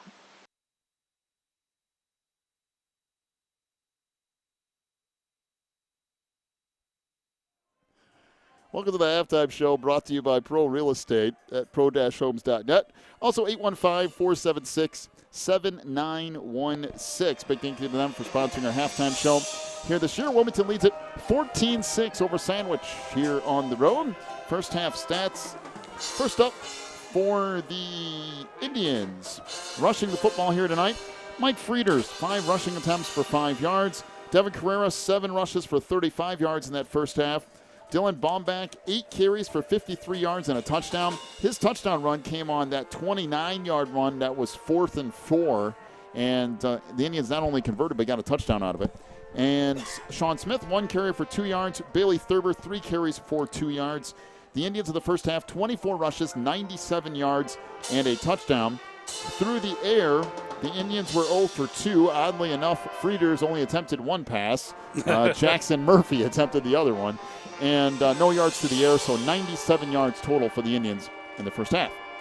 For Wilmington, rushing the football, Connor Dempsey, 7 carries for 38 yards. Jacob Rodewald, 4 rushes for 22 yards. Sam Hafner carried the ball twice for 6 yards. And Trey Shaw had a big first half, 4 carries for 86 yards and 2 touchdowns. His touchdown runs of 52 yards and 27 yards. The Cats on the ground, 17 rushing attempts, 134 yards and 2 touchdowns. They even did a little bit of damage through the air. Keaton Hopwood was 2 of 4 for 23 yards. Those 23 yards all came to Cam Harbor on the same pass play. And quite frankly, had 2 other attempts that could have easily gone for touchdowns if Wilmington would have connected on them. Yeah, could have had over 100 yards passing. And I know that would make Terry and Jeff smile with their talk about who's going to pass the football and how many times are we going to pass it. But, that's another thing. 134 yards on the ground, 23 in the air. That's 157 yards of offense, if my math is correct. And you can challenge me on that because I'm terrible at math. But 157 yards for Wilmington to just 97 for the Sandwich Indians. And field position has definitely been in favor of Sandwich for the most part tonight. Wilmington has not gotten the ball much past their own 30, except for 1 drive to start it at the 43. And that was the failed pass attempt by Sandwich when he went down on a knee and just happened to get the ball at a good starting location. The average start evens out because Sandwich got the ball at the 5-yard line there toward the end of the half. But they had much better field position throughout most of that first half. And only 4 penalties in that first half. Yeah, I do believe. 4. Yeah, 4. So, that's pretty good for at this point. I mean, watching some of these games on TV, I'm like, can we run a play without a penalty? Is that possible? At the half, 14-6 is the lead for Wilmington over Sandwich. We're going to take a break. When we come back, we'll get to our IHSA football scoreboard brought to you by Odekirk Allred and Associates. And boy, is it a scoreboard tonight. We got scores from everywhere. We'll do that in just a moment. You're listening to the Halftime Show brought to you by Pro Real Estate at 815-476-7916 here on the Christian Internet Sports Network. Phelan Acres Bible Church is the perfect place if you are looking for a church to call home. They have services every week, including Sunday school at 9:45, morning worship at 11, and Wednesday night prayer meetings at 7. Phelan Acres Bible Church is located at 26009 Willow Lane in Wilmington, Illinois. And for more information, call 815-476-7818. That's 815-476-7818.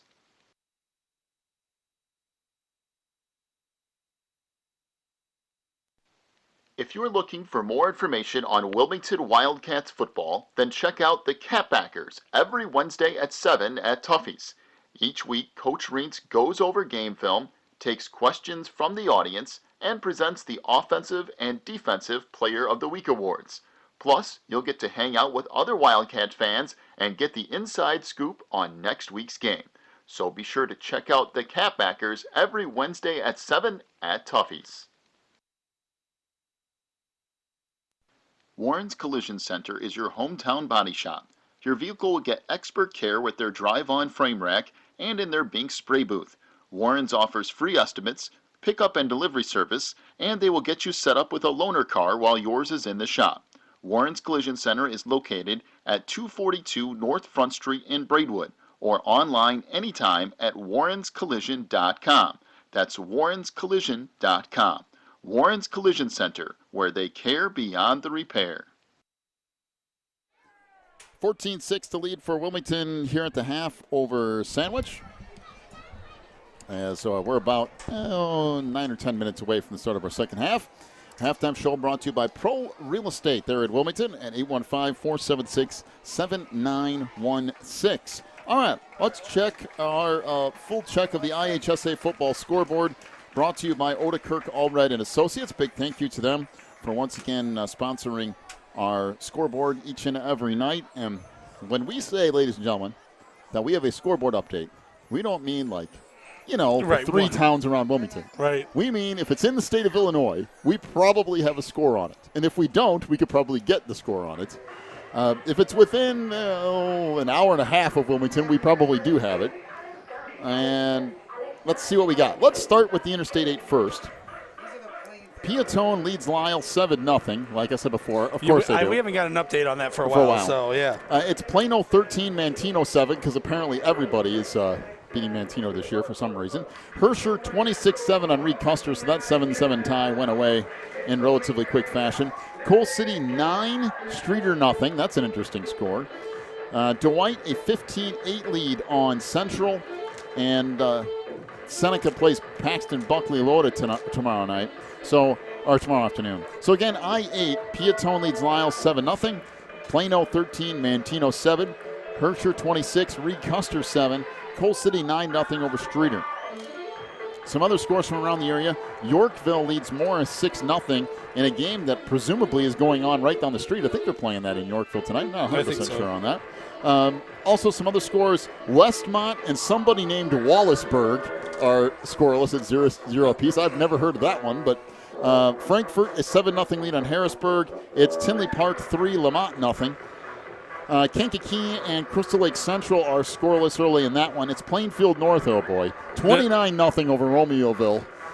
When we get to the Romeoville and Joliet Central portions, that's where things tend to go a little bit south. Minooka 7, Plainfield East 0. That's an interesting matchup, and a couple of rivalry teams there because they're not very far from each other. Joliet Catholic 42-14 over Carmel. It's Oswego East 14-0 over Joliet Central. Wabansie Valley a 7-0 lead on Edwardsville. It's Normal 14, Neuqua Valley 7. Richards leads Oak Lawn 21-0. It's Moments 13, Iroquois West 0. Bishop Mack 7 and IC 0. So Bishop Mack up by a touchdown there early in that game on Immaculate Conception. LaSalle Peru a 10-0 lead on Ottawa. I want to go back to that. Bishop Mack's up, right? Bishop Mack's possibly a 3A team. I see who running clock JCA. Think about that. Think about that.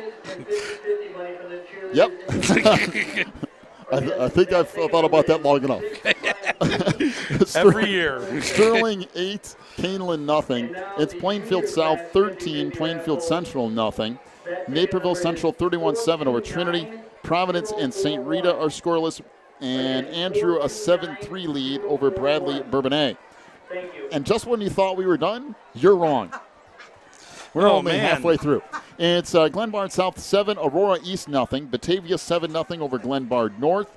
It's West Aurora and Glenbard East tied at 7 apiece. Glenbard West leads York. That's 7-0. Naperville North a 6-0 lead on Matea Valley.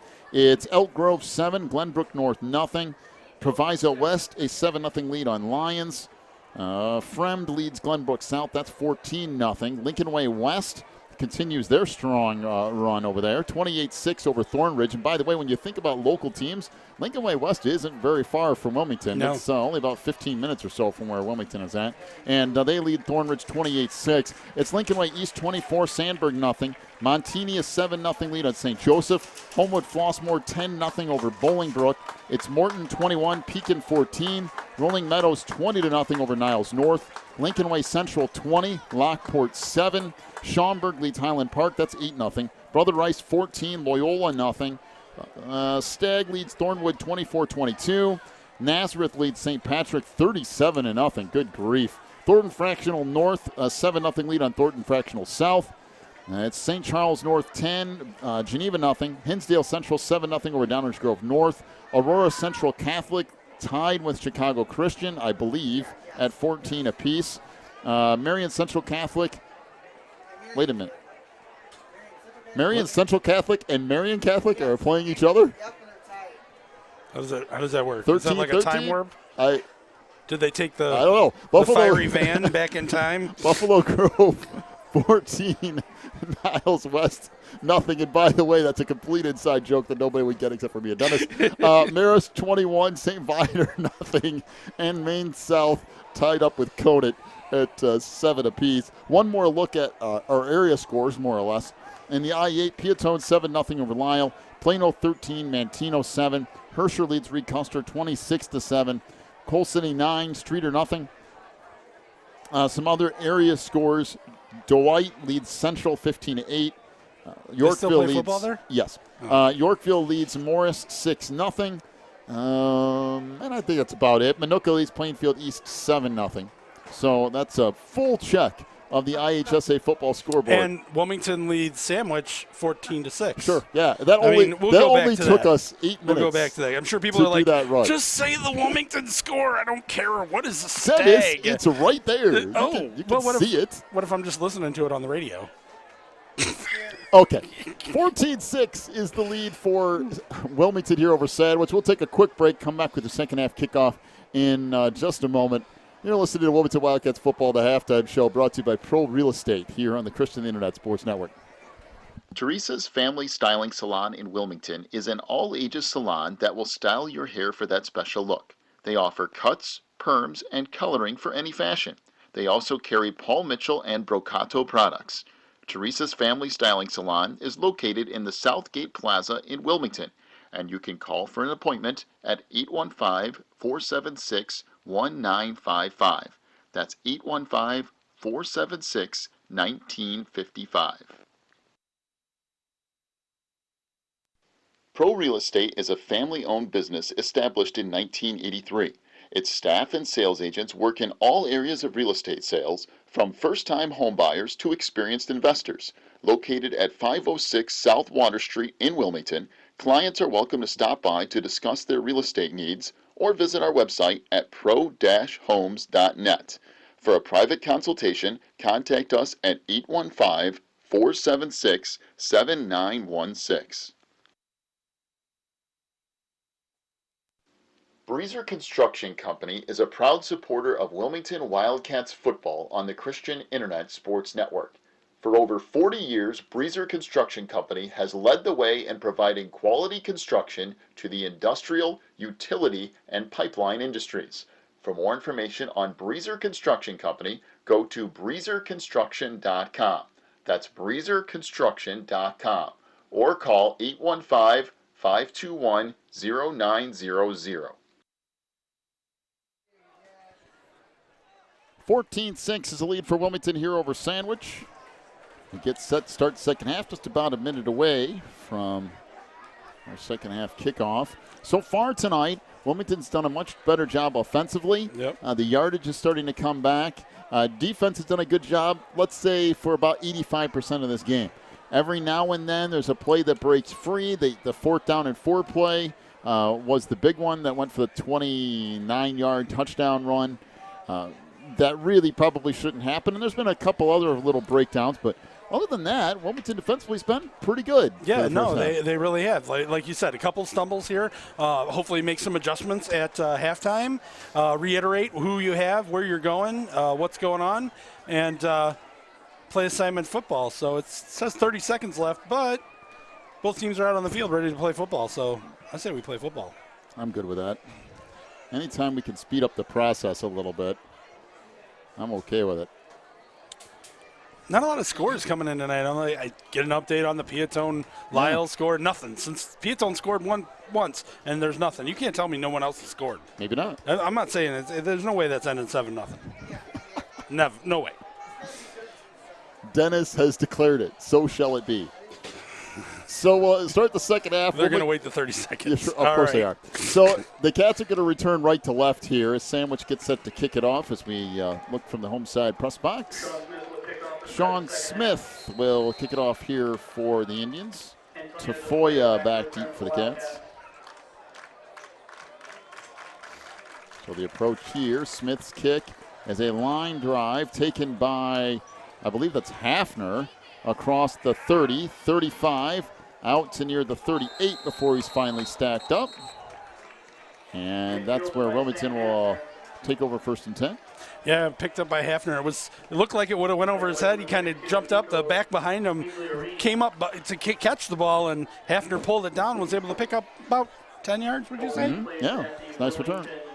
So good starting position for Wilmington again tonight on the field. So. Well, Trey Shaw is back off on the sideline. But he's right next to Barry, right? Yeah, he's right next to Coach Southall. Lyle 20, or Piatone leads Lyle 20-14. I told you it wasn't 7-0. Back to the double week here. Handoff left side. This across the 40 to near the 42-yard line. Still pushing forward out to the 43 before it's finally blown dead. As Connor Dempsey ends up getting a good 5 yards on 1st down. It was what I like to call the big blob in the middle. Dempsey got about 3 yards, and the blob just moved. Once he hit that blob, the blob moved it forward a couple more yards and got about 5 yards on the play. So Trey Shaw back in here as Hafner and Shaw kind of rotate around a little bit. So Dempsey on one side, Shaw on the other. Rodewald at fullback. Back under center is Hopwood. Handoff goes to the fullback. Again, Rodewald, it looked like had some room, and he went into the defender instead of bouncing it around. So Shaw had come out and to block for him, and after he blocked, he fell down, and that's Rodewald ran into him. Lyle update. Lyle returned to kickoff for a touchdown, regains the lead 21-20 with 1:28 left in the half. Wow, that's a lot of scoring in a half. By the way, Rodewald had to go out because his helmet came off. So I'm not sure who they sent in at fullback here. We'll get a look. Is it Chapman? It Isn't he usually the Sam Chapman? Is that who it is? I believe you're right. Handoff to Shaw. Shaw runs into a wall. And he's got a first down. Boy, that's a tough run by Trey Shaw. He'll pick up 3 yards. And that's one of the things that Coach talks about is they build a wall in front of the running back, and then once the wall gets so far upfield, it's then the running back's opportunity to pick a hole and take it. Well, there's no way you need to measure this thing. It is. I mean, it's almost a yard over, isn't it?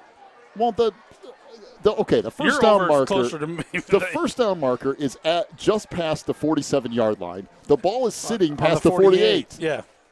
Well, maybe it doesn't seem like it's that difficult. The pitch and angle of the light is causing it to refract. I will tell you this: if this is short, we need to go interview the chain gang. Well, they already gave us a first down over there. I mean, look at this. So the guy, I mean, it's the whole football. There's really no need to. have to do that. But in any case, It's close game. I understand.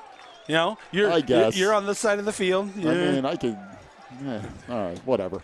So 1st and 10 for Wilmington from their own 48-yard line. 48-yard line. I'm just telling you, the guy holding the down marker, he already gave his first down, so it didn't matter whether it was a first down. Who cares? It's a first down. Yeah. All right, so 1st and 10 for Wilmington from their own 48. Back to the double wing here, Hopwood under center. In motion is Dempsey. He'll get the handoff, cuts it back inside the 50. And there's a flag. That's going to be holding on, I believe, Schnicker off the left side. It would be a gain of 6 yards, but I understand you get a hold for taking down your opponent, but it's one of those things you're in the wash and kids fall over each other, and it's one of those ticky-tack kind of penalties. I'm going to tell you this right now, though. Schnicker off that left side, that's David, 6'3", 304 pounds. He's a junior. He has done a really good job tonight, really solid. Hunter Doherty, who's normally out there in that spot. By the way, Hunter, let me see if I can find him on this. He's 6'1", 277. He's also a junior. But Schnicker's come in on that left side at left tackle and really done a nice job. Yeah. 1st down and 16. Hopwood drops back to pass. Looking downfield, going to keep run it himself. And he'll pick up 5, maybe 6 yards. Keaton Hopwood on the quarterback scramble. We'll see how far they give him. They might give him 7. Yeah, Hopwood looked downfield. Sandwich did a good job covering our the backs going out for with the banana route, I guess you want to call it. And Hopwood had one defender in front of him and another running back and just said, hey, you get him. Let's go. So a good decision there. Brings up 2nd and 9 for Wilmington. I'd just like to see him make that decision a little earlier. I Yeah. think he could have got a few more yards. So again, Shaw and Dempsey, the wing backs. Fullback is Rodewald. Hopwood pitches it left side. And trying to get the corner is Dempsey inside the 50, 45, 40. Stiff arms the defender. Dempsey up the sideline. 10, 5, down at the 2. Dempsey had one of the big linemen on him. The minute he got the ball, he shed that block, and a linebacker came through on the outside. He shed that block, and once he got to the outside, he was gone. He got caught from behind. Just at the they're giving it to him at the 1 yard line. Boy, that stiff arm at about the 45 of Sandwich was the answer for Connor Dempsey, because he went from getting tackled to going another 40-plus yards. Yeah, it was almost a loss. There was almost a 3 yard loss on that play. So 1st down and goal. The ball just outside the 1.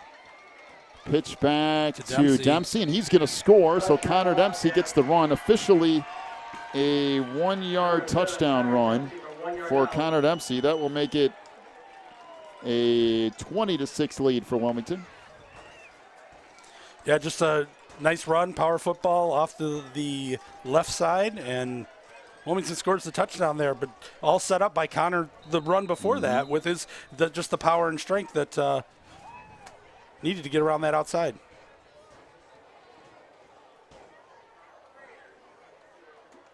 So extra point coming up here. Good snap, good hold. The kick is no good, though. Shaw misses it off to the right. Score remains Wilmington 20. So it will stay 20-6, the lead for Wilmington. 7:56 to go in the 3rd. We'll take a break, come back with more Cats football in a moment on the Christian Internet Sports Network. When you need the very best representation on your side, the attorneys and staff at Odekirk Allred and Associates are here to help with extensive professional experience in cases involving criminal defense, divorce, custody, personal injury, residential real estate, and driver's license reinstatement. Odekirk Allred and Associates and its diverse team is prepared to commit personalized attention and aggressive representation to achieve positive outcomes for your most stressful legal issues. Odekirk Allred and Associates has a team of highly skilled attorneys from the area, including Wilmington locals. Odekirk Allred and Associates takes pride in its communication skills and unmatched reputation for success. Contact Odekirk Allred and Associates at 815-740-1700 or stop by their new office location in Wilmington at 1095 South Water Street for your free consultation today.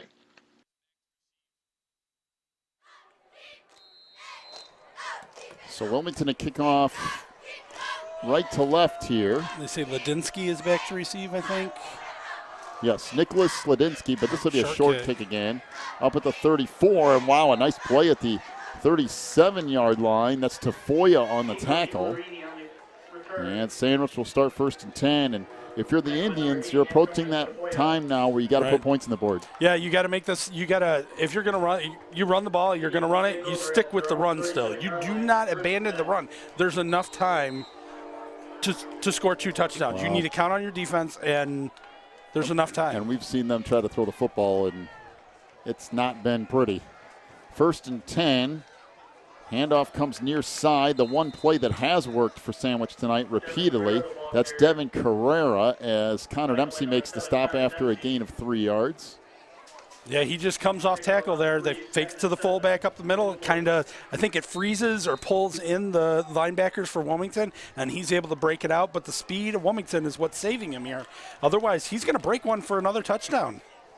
So Carrera in motion again. Handoff to the fullback. Nope, I guess it was a second back through that time. Wilmington had that one sniffed out. I mean, everybody on Wilmington except for me who had that football. And I'm not on the Wilmington team, so it doesn't matter. That's the problem. You got to. It's like you said, it's assignment football because we're having a hard time seeing the football, and we're up here off the field. Imagine just being down there behind with all the guys in front of you and stuff moving around. It had me fooled, I'll tell you that. So 3rd down and 5 for Sandwich from their own 41-yard line, almost to 42. Again, wing T to the near side. In motion goes Carrera. Handoff comes right side again. This is Baumback. And he's going to pick up about 2 more. They'll bring up 4th down and 3. I like the way Wilmington's stepping up, filling it. They're bending just a little bit, but the 4th down and short. Sandwich needs the punt here. I would not go for it and give Wilmington the field position. And it looks like they're going to bring on the punt team. Well, I mean, Sandwich, there's plenty of time up there if you can get a defensive stop. I will say next time around, I think I'd start going for it. Inhofe almost got there. Beautiful kick. Fair catch called for and made at the 19 of Wilmington by Antonio Tafoya. Good kick by Sean Smith. He's done a great job of that tonight. Good job for Tafoya to fair catch that and not try to make something. You're up. Just catch the ball and let your offense do the work. All right, 1st and 10 for Wilmington from their own 19-yard line.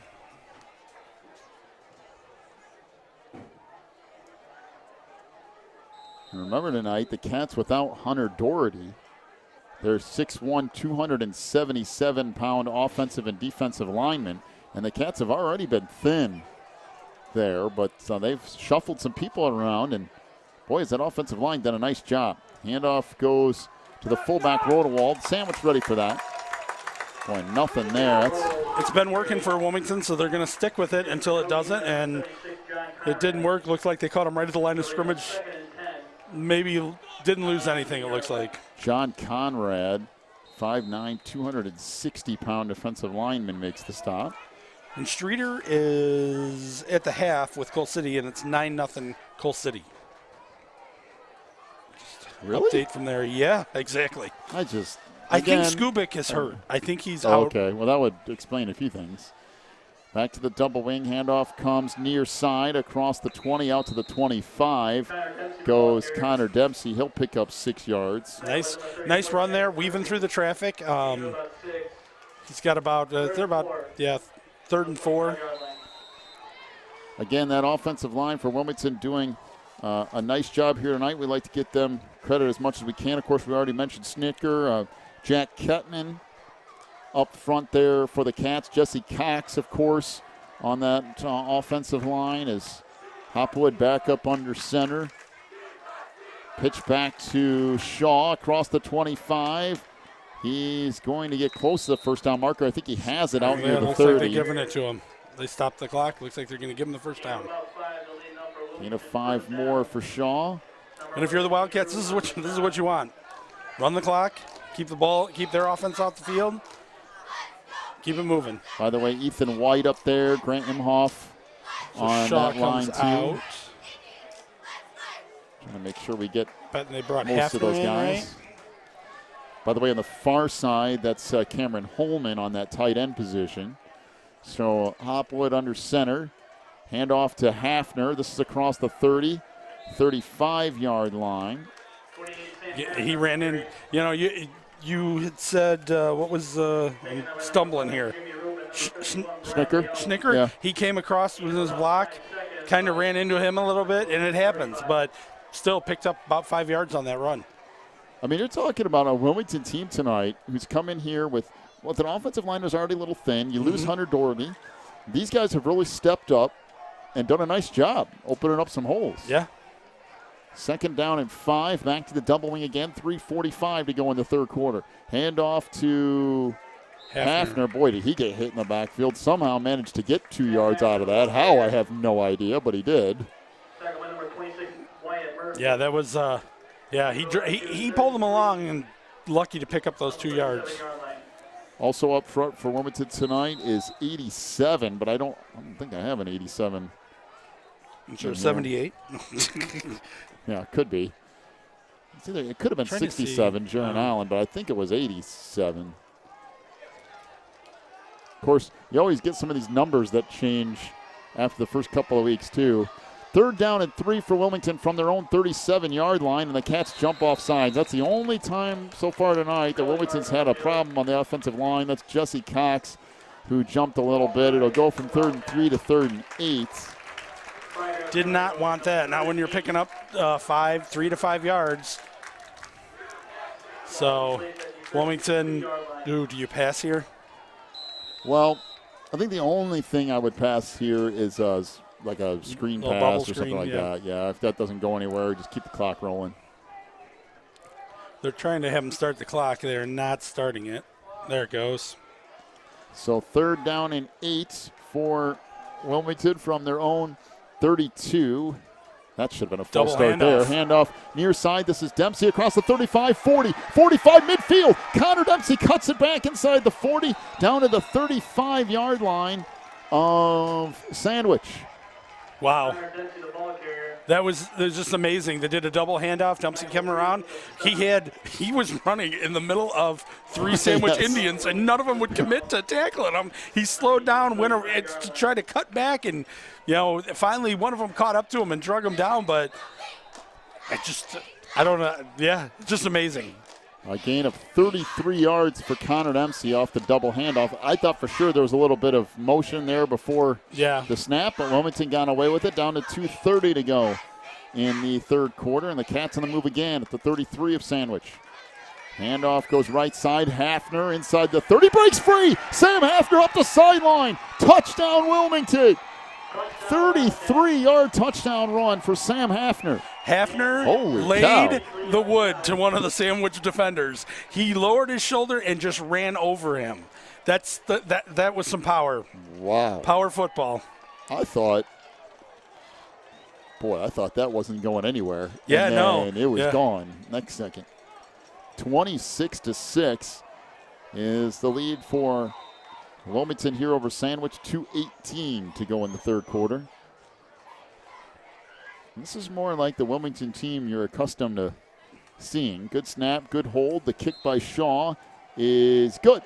And Wilmington leads it 27-6 with 2:18 to go in the third quarter. We'll take a break, come back with more Cats football in a moment here on the Christian Internet Sports Network. Quigley Technology Services is your local source for computer help. They have built numerous websites, including ours, here at the Christian Internet Sports Network. Quigley Technology Services also specializes in virus removal, so your computer will get back to full speed now. And you can trust them for first-class computer repair, including free local pickup and delivery, plus on-site service, including after hours. Contact Quigley Technology Services at 815-293-7844 or stop by at quigtech.com. That's QUIG tech.com.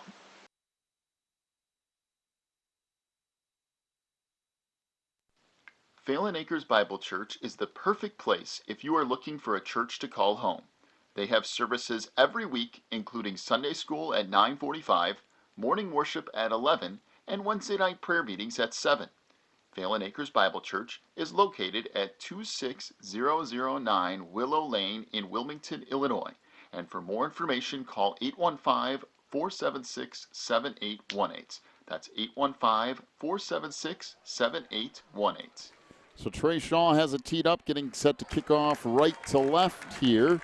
As Ladinsky back deep for Sandwich. This kick's going to go, wow, down at the 33. Tafoya almost got there.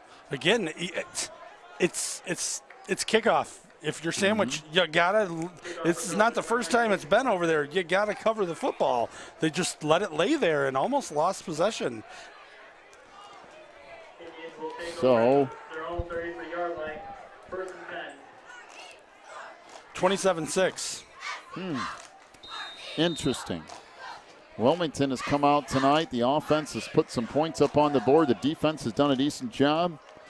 And Sandwich will have it first and 10 from their own 33. Pitch comes way outside. I mean way outside. Baumback tried to get the corner, and that's not going to happen. And again, that's tough to do on a Wilmington defense. You had Hafner on the outside here who almost had his jersey pulled off over his head. The outside, the end on the line was holding so bad, and the back judge was looking right at him and didn't throw a flag. His jersey's up over his head. Hey. They're up 27-6. As long as you're in front, it's fine. Second and 9 is the Sandwich down, fires near side, caught, and this might go for 6. Boy, that's a beautiful pass. And it is a touchdown. That should have been taunting on Sandwich, too, for that matter. Yeah, it was before he scored the touchdown, so as he was running in, he turned around and he waved his hand. There is we do have a flag in the backfield. Way back. Yes. At the Sandwich 25, and it is a roughing the passer penalty on Wilmington, and that's going to go, what is that, 66 yards on the pass play to, I think that's Jimmy Roop who ended up with it, and he's very lucky that they didn't get called for a taunting penalty. Yeah, I mean, that was before the touchdown. I seen it happen before college. One of the LSU punter did that. He was running for a touchdown. He turned around and he kind of waved at him. Well, that play came back. That was taunting before the touchdown. So Keaton Hopwood was on the coverage there, just got turned around and went over his head. That was a nice pass. Yeah, it was. First one tonight, really, by Frieders. Pitch comes near side as they try to get the corner, and that is not going to get there for Dylan Baumback. Good. Got a flag on the play. Good job by Shaw trying to get off the near side. It's 27-12, the lead for Wilmington. We'll see if this penalty is on. It looks like it might be on Sandwich. It is. It's a hold. Wilmington will decline it. With 1:33 to go in the third quarter, Wilmington 27, Sandwich 12. We'll take a break. Come back with more Cats football in a moment on the Christian Internet Sports Network. If you're looking for more information on Wilmington Wildcats football, then check out the Catbackers every Wednesday at 7 at Tuffy's. Each week, Coach Reentz goes over game film, takes questions from the audience, and presents the Offensive and Defensive Player of the Week awards. Plus, you'll get to hang out with other Wildcat fans and get the inside scoop on next week's game. So be sure to check out the Catbackers every Wednesday at 7 at Tuffy's. Warren's Collision Center is your hometown body shop. Your vehicle will get expert care with their drive-on frame rack and in their Bink spray booth. Warren's offers free estimates, pickup and delivery service, and they will get you set up with a loaner car while yours is in the shop. Warren's Collision Center is located at 242 North Front Street in Braidwood, or online anytime at warrenscollision.com. That's warrenscollision.com. Warren's Collision Center, where they care beyond the repair.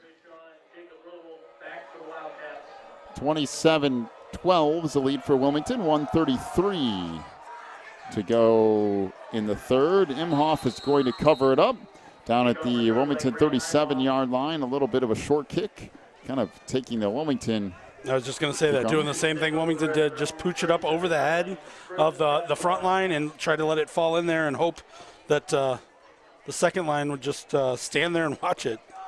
1:31 to go in the third quarter. 27-12 is the lead for the Wildcats. See how they answer things here. You know, Wilmington, again, done pretty good job defensively other than a couple big plays. That's been the problem so far this year. Back to the double wing for the Cats. Handoff goes to the fullback. Rodewald breaks one tackle, breaks another, runs over the top of two defenders, all the way down to the Wilmington 42-yard line. That's a gain of 10 yards and a Wilmington first down. They're going to give them the first down. Nope, yep, there they go. They were waiting a little bit there. Now you're going to what? You're going to bring out the chains for the one and that one. You're like, oh, yeah, it's first down. Don't worry about it. It's like 3-inch difference. Oh, it's fine. Rodewald showed some power there, ran over two of the sandwich defenders for the first down there. Jacob's done a nice job tonight. He's got closing in on 40 yards rushing. Pitch goes right side. This is Shaw. Cuts it back across midfield. Runs over a defender all the way down to the 44-yard line of Sandwich. They might give him the 43, and if it's there, it's another first down. This is Wilmington football. Run hard. Run downhill, run hard. And it is. Shaw with 10 yards. And a Cats first down. Under a minute to go now here in the third quarter. You can see the frustration sandwich defenders right now. They're kind of talking to each other.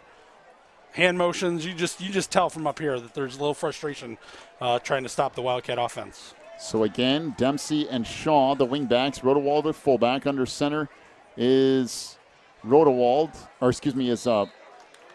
as they tried to go off the right side to Trey Shaw, and that'll be a gain of a yard. Good job that time by Cole Frieders for Sandwich. Bring up 2nd and 9.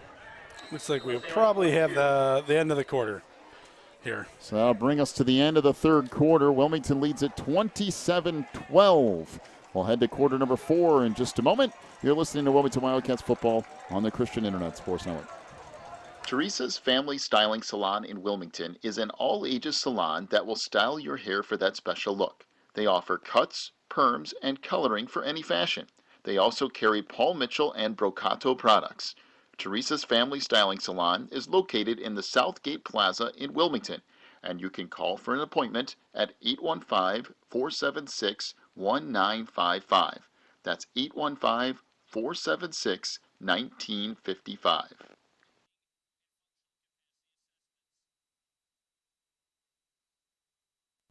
Pro Real Estate is a family-owned business established in 1983. Its staff and sales agents work in all areas of real estate sales, from first-time homebuyers to experienced investors.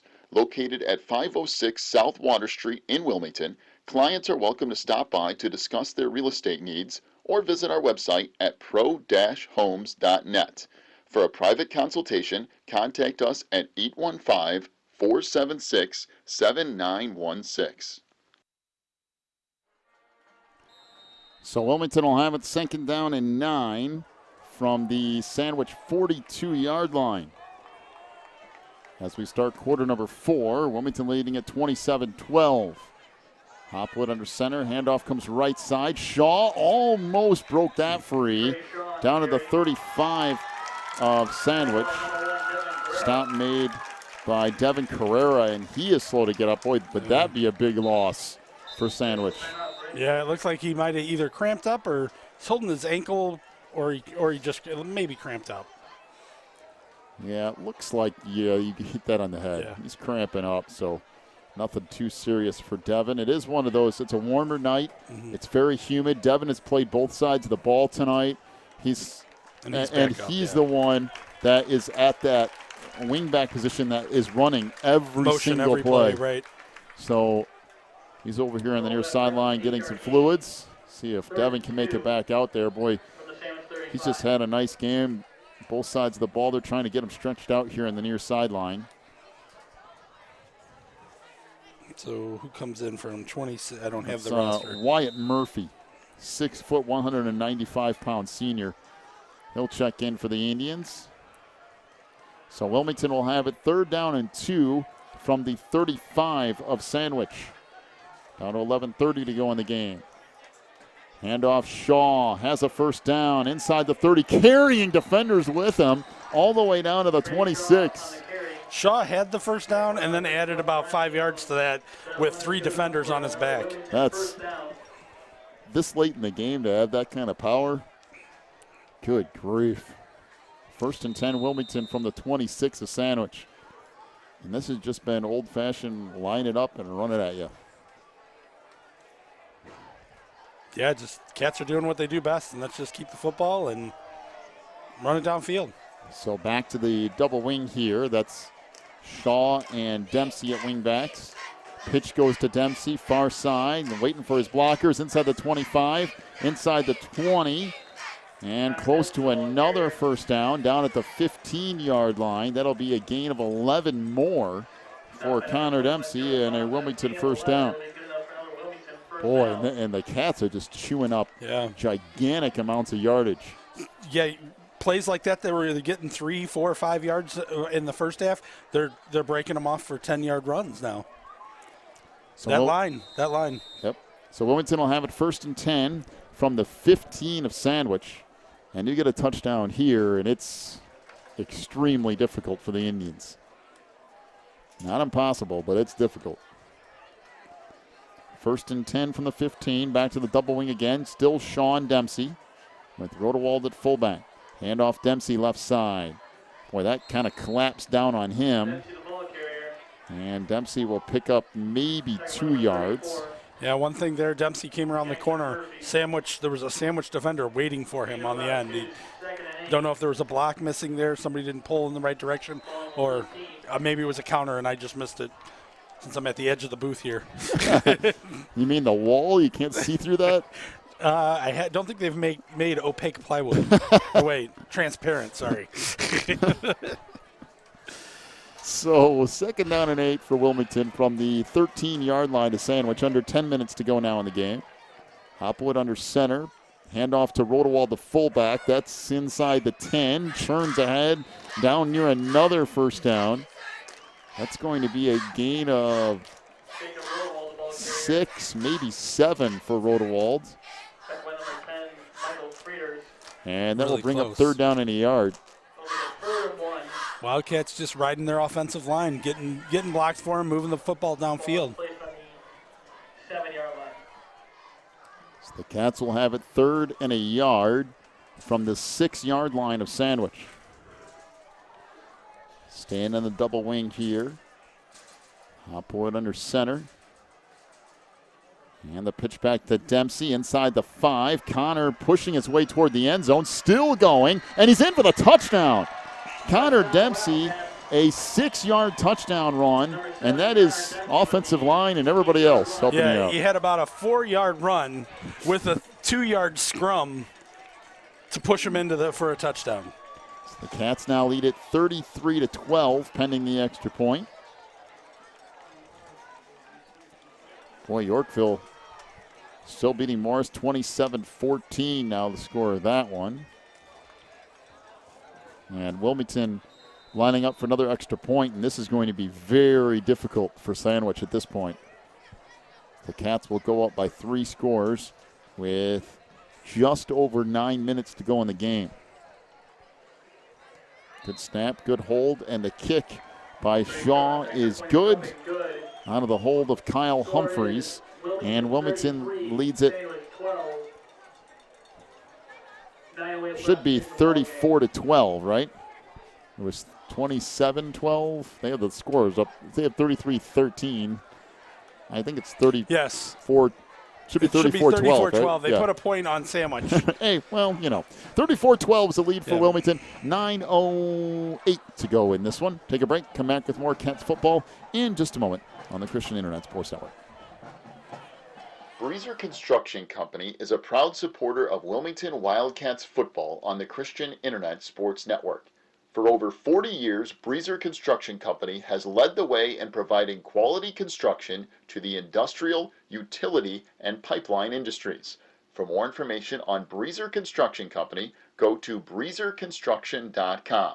That's breezerconstruction.com or call 815-521-0900. 9:08 to go. 34-13 the lead for Wilmington. They'll get set to kick off left to right as Ladinsky will be back deep for Sandwich. By the way, stick around for our postgame show brought to you by Warren's Collision Center. Warren's, where they care beyond the repair, across from McDonald's there in Braidwood. We'll have your final stat totals, one more check of the IHSA football scoreboard brought to you by Odekirk Allred and Associates. And we'll also talk to the head coach of the Wildcats, Mr. Jeff Raines. All that coming up in our postgame show brought to you by Warren's Collision Center. Still a lot of football left, though. 9:08 to go in this one. Shaw approaches, little pooch kick again. Taken down at the 33 and out to the 39-yard line as Tafoya on the tackle one more time for the Cats. Well, now Sandwich in a position where if they want to have a shot at this game, they've got to score in a hurry. Well, you got to pass. You got to pass. That's just what it comes down to. Much like the Wildcat situation last week in the fourth quarter, Sandwich is going to have to go to the pass game. Well, they'll stay out of the wing T here. Up under center is Frieders. He'll hand it near side, and that's going to get dropped for a loss of maybe a yard. Actually, a really nice job by Carrera to get out of the tackle of Hafner. Yeah, able to pick up an extra yard or two. No. He'll lose a yard, but he almost lost 4 or 5. Right, that's what I meant. He was able to pick up a yard rather than losing 3 or 4. He was able to grab that back before and only end up losing a yard. Now it's second down and 11 for Sandwich. Frieders rolls back. He has all kinds of pressure and just throws it away, and he just got laid out by Sam Hafner back at the 25. And there's no chance. No, Wilmington had good coverage on there again, but they had good coverage on every play. The only thing that happened is Hopwood got turned around just a little bit. And that was a nice pass by Frieders, too. He dropped it right in over his shoulder. He would have had to been right on top of him. So 8:29 to go. Sandwich now 3rd and 11, and pretty much last-ditch effort time for the Indians. Back to the wing T again. Frieders shots back to pass. They set up a screen pass, and that got absolutely destroyed.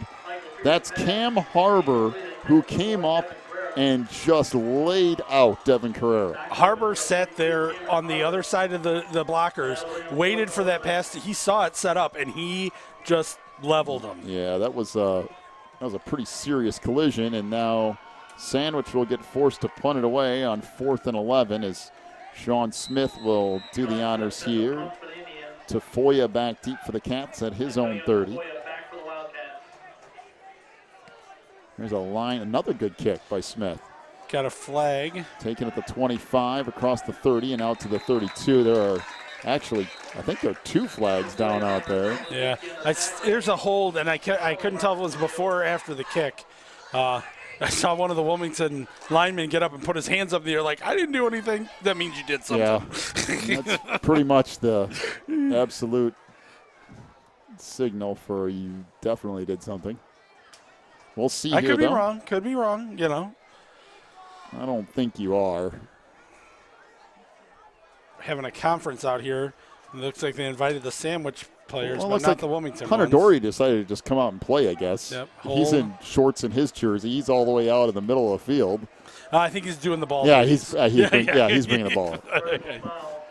Don't think they would quite let him do that. Is it a personal foul against Sandwich? So he didn't do anything. Okay, well, fine. Mark it down. I was wrong once this year. Oh, it's offsetting penalties. Offsetting, okay. Right. All right. So there's your hold. Yeah, okay, I was right then. Yeah. So scratch that. I was wrong about being wrong. Does that mean you're wrong? No. So the kick is going to sail out of bounds, and I mean way out of bounds. Yeah, way. And at first he started going back, and he's like, come closer. There you go. All the way out to the 39. Okay. At first they were going to give him an extra 10, 15 yards on that kick. The back judge said, no, come closer to me. So.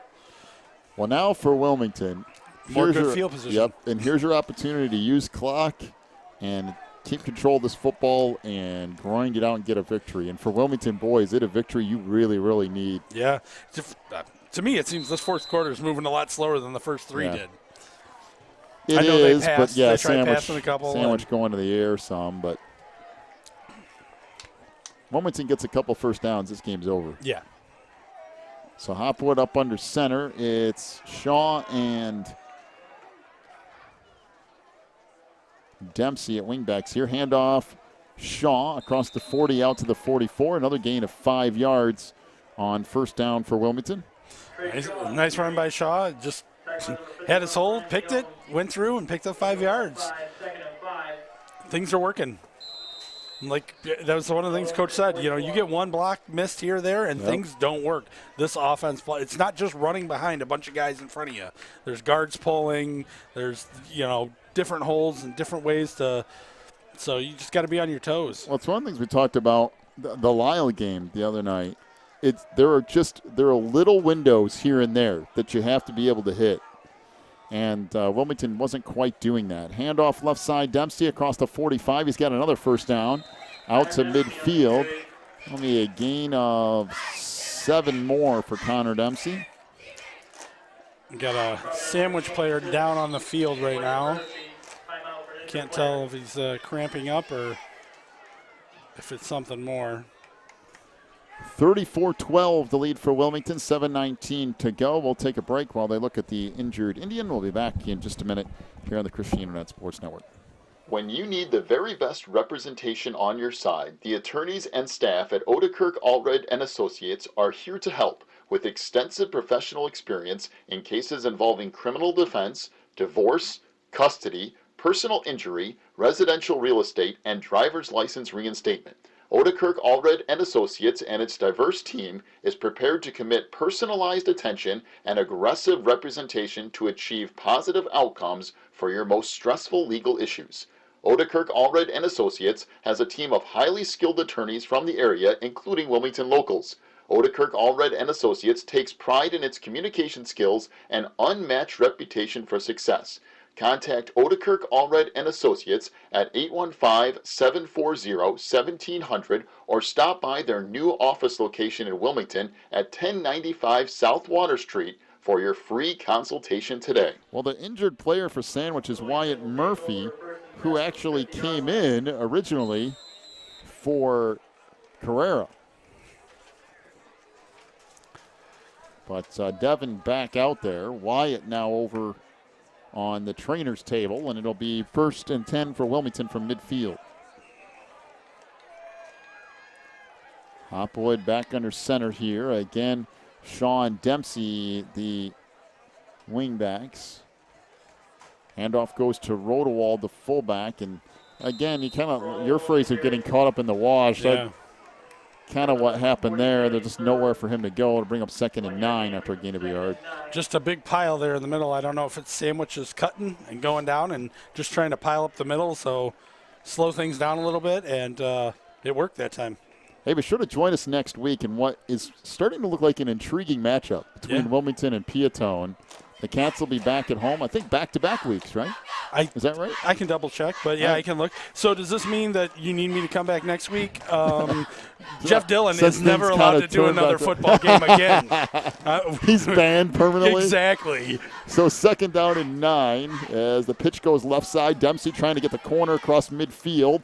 Inside the 45, breaks it up the sideline. Connor Dempsey inside the 30, all the way down to the 17-yard line.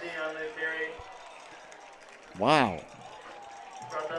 A gain of 32 yards for Connor Dempsey.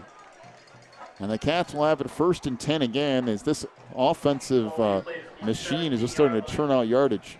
Looks like they took Dempsey out. Yep. Yeah.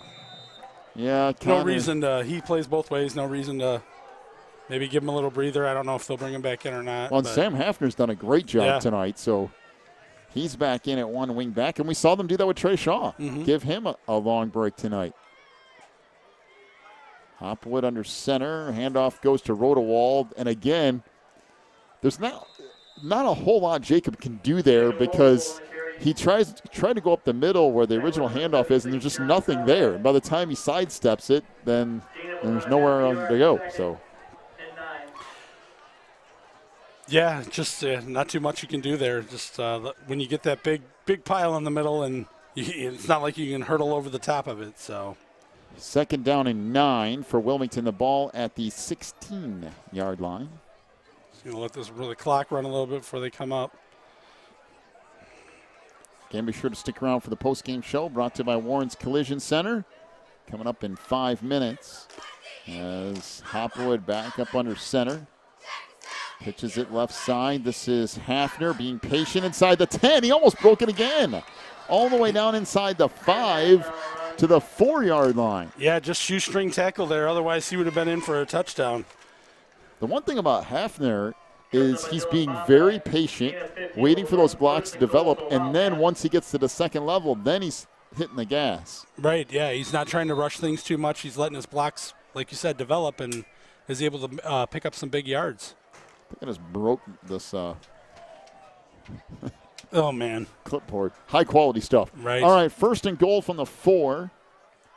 Again, double wing with Hopwood under center. Pitch back. This is Hafner. He's going to score again. Touchdown, Wilmington. Sam Hafner on a 4-yard touchdown run.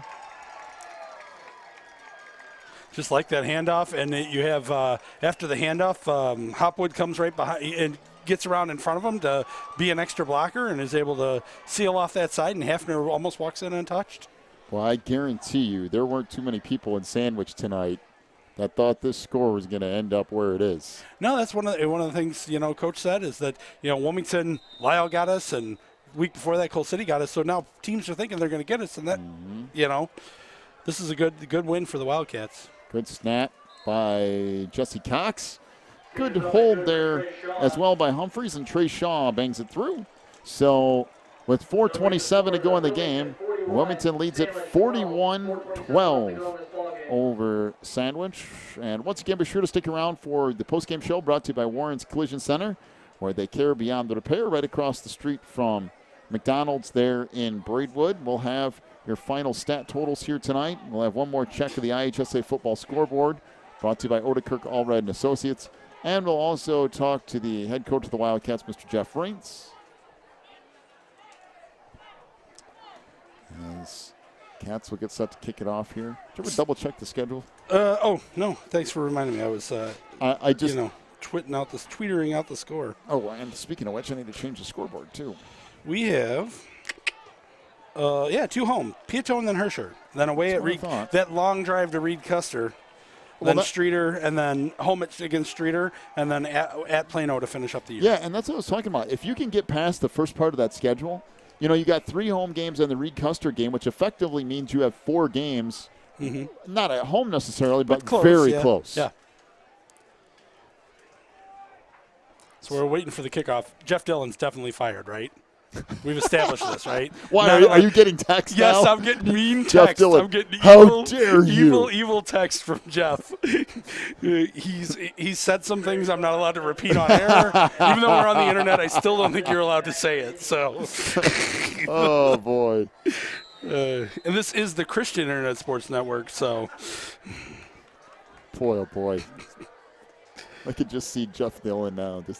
Him and Terry are sitting in Terry's shed things. listening to us critiquing. Trust me. Kick comes down to the 16. Take it near side across the 20, 25, and out to the 28. That's where Sandwich will start 1st and 10. And we've been out to Terry's shed a few times. Oh, yeah, it's a nice place. We did the playoff pairing show. Yeah. We did the state. After the Cats won the state championship, That's we did true. the show out there That's too. true. I forgot about that. That shed is good luck. That's what it is. We need to go broadcast from the shed. Maybe that's what needs to happen. They just go hang out at Terry's shed every week. Right. So 1st and 10 for Sandwich here from their own 28. Back to the wing tee again. Frieders hands it off to the right side for Jackson Murphy. Jackson Murphy on the carry. And he'll pick up 3 yards. Number 10, Cameron Holman. So down to 4 minutes to go in the game, and I think Sandwich is at the point where they're just going, you know what? I think this is, we've had enough. Yeah, that's one thing I noticed. Sandwich doesn't have a lot of kids. They only got, we counted 25 juniors and seniors. And seniors, right. Fullback with a nice strong run out to the 35-yard line. So, yeah, they want to definitely get everybody rotated in and out, and it looks like Wilmington is doing the same. So Smith picks up 5 yards to bring up 3rd down and 3. So wing T to the near side here. And Carrera has it far side. Broke one tackle, broke another tackle, and finally gets knocked down at the 50-yard line. Well, he's just hard to bring down. There's a really late flag. I mean, really late. This would be a 15-yard run pending this penalty. Waiting to see if there's any indication. What do we got, a hold? No. They're walking Personal towards. foul, I think. And one of the Wilmington players is on the sideline now. Personal foul. What was that? Okay, it's personal conduct. All right, well, that'll go all the way down to the 35. Little unneeded extracurriculars. As the one ref said, he gave him the business. Give him the business. It is. Look it up on YouTube. It's on there. He said it on a nationally broadcasted football game. He gave him the business. So 1st and 10 for Sandwich. Frieders drops back, sets up a screen pass. There's no one out there but Carrera. He'll come all the way down to the 20-yard line. They'll pick up 15 more. Wilmington playing you're up 41-12, so Sandwich scores, they score. But I'd like to see a little bit better coverage there on that. So we approach 3 minutes, 3:10 as that play went out of bounds. So Frieders back up under center. Handoff goes to Carrera. He gets stacked up after a gain of a couple. Yeah, now it's starting to get a little ticky-tack out there between some of the Wilmington and Sandwich players. A little extra. No flag there. Ref talked to both players, but just need to get out of here. No reason to do anything unneeded. You're winning 41-12. Don't do something that won't let you play next week, because That's next week homecoming? I think yes, it is. Handoff comes up the middle. This bangs down inside the 20 to near the 15-yard line. That's Baumback on the carry. He'll pick up 6 yards. So down to 2:20 to go in the game. They're back at home next week against Piatone, 7 o'clock here on the Which have we gotten a Piatone update? I don't know. That game's been crazy all night. Back to the wing T again. Carrera off the left side. He might have the first down. So get down near the 10. A gain of 4 more, and he does have the first down. It's Jesse Cox on the stop. They haven't seen. Oh, wait. No.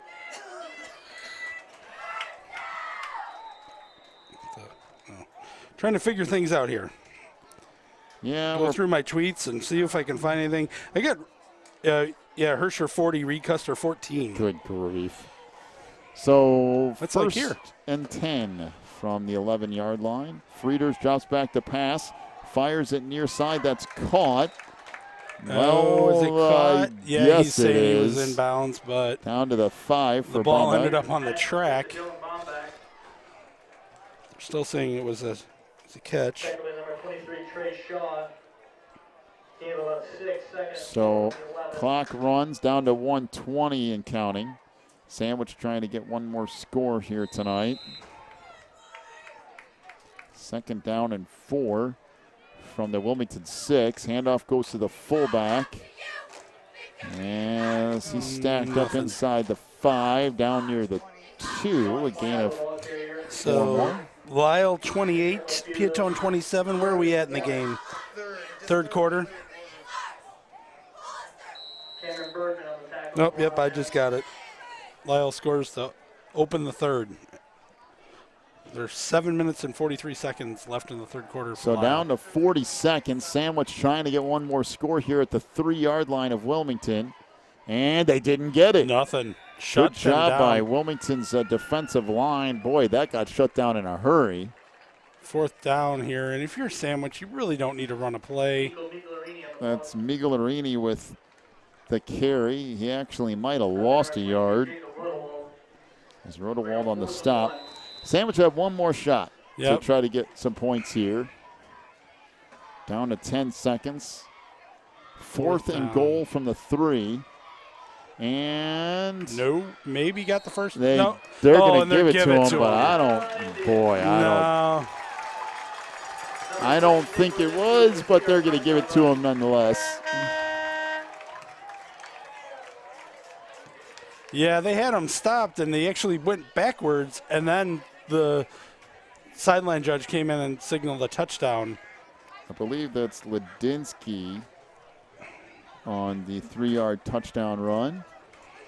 And Sandwich will get set to attempt the extra point here with 2.5 seconds left to go. 41-18 now the lead for Wilmington.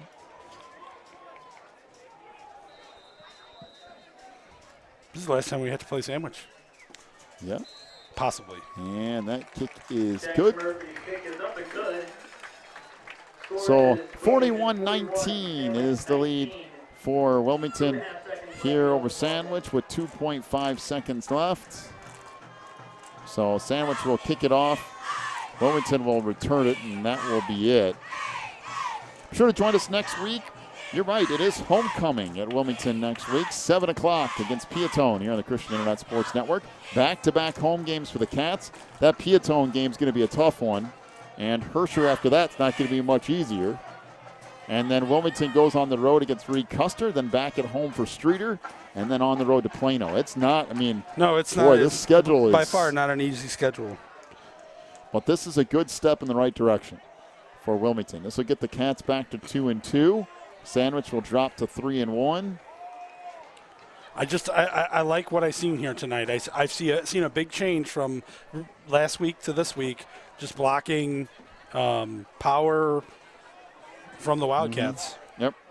It's definitely been different from last week to this week for sure.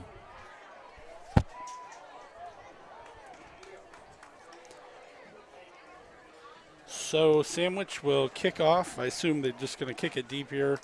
No reason for anything other than a deep kick. So Sandwich will approach right to left here. Sean Smith to kick. That's a little squib kick. Picked up, and Tafoya is just going to take a knee, and that will do it. Our final 41-19 is the win for Wilmington. Good win for the Wildcats on the road here at Sandwich.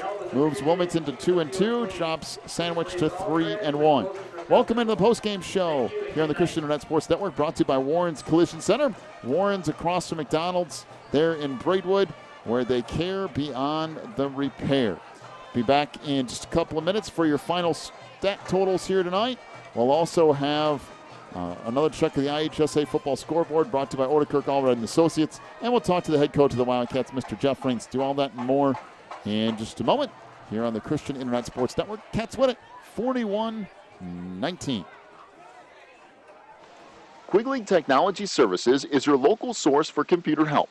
They have built numerous websites, including ours, here at the Christian Internet Sports Network. Quigley Technology Services also specializes in virus removal, so your computer will get back to full speed now. And you can trust them for first-class computer repair, including free local pickup and delivery, plus on-site service, including after hours. Contact Quigley Technology Services at 815-293-7844 or stop by at quigtech.com. That's QUIG tech.com.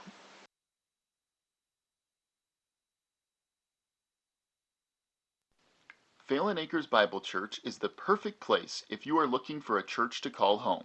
They have services every week, including Sunday school at 9:45, morning worship at 11, and Wednesday night prayer meetings at 7. Phelan Acres Bible Church is located at 26009 Willow Lane in Wilmington, Illinois. And for more information, call 815-476-7818. That's 815-476-7818.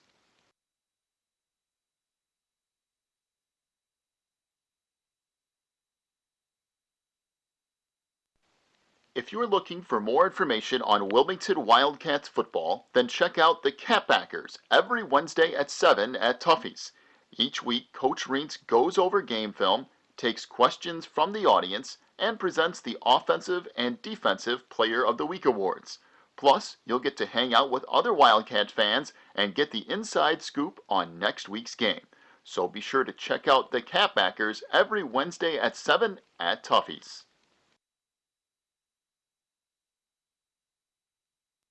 Warren's Collision Center is your hometown body shop. Your vehicle will get expert care with their drive-on frame rack and in their Bink spray booth. Warren's offers free estimates, pickup and delivery service, and they will get you set up with a loaner car while yours is in the shop. Warren's Collision Center is located at 242 North Front Street in Braidwood, or online anytime at warrenscollision.com. That's warrenscollision.com.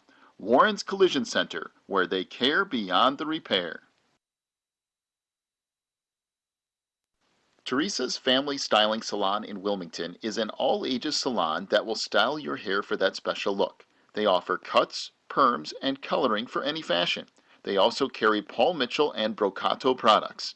Teresa's Family Styling Salon is located in the Southgate Plaza in Wilmington, and you can call for an appointment at 815-476-1955. That's 815-476-1955.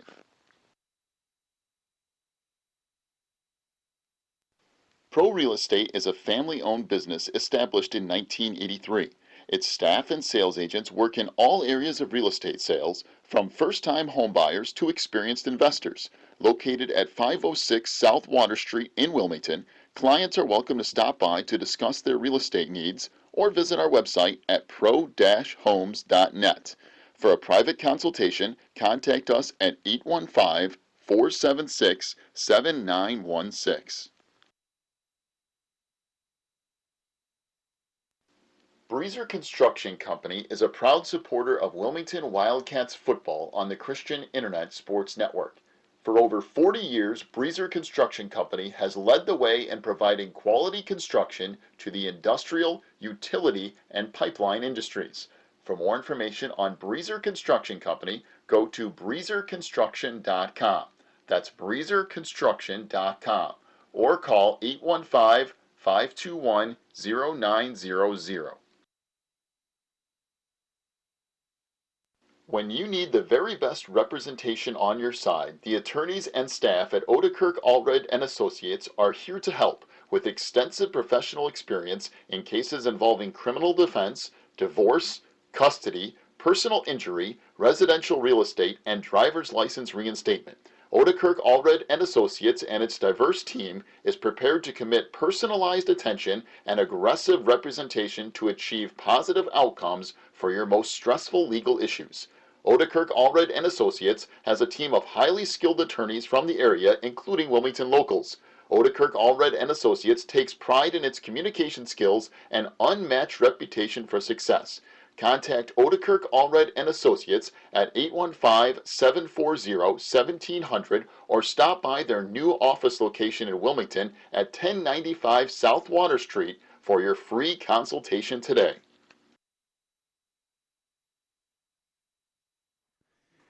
Back in the postgame show brought to you by Warren's Collision Center, where they care beyond the repair, right across the street from McDonald's there in Braidwood. Wilmington wins at 41-19 over Sandwich.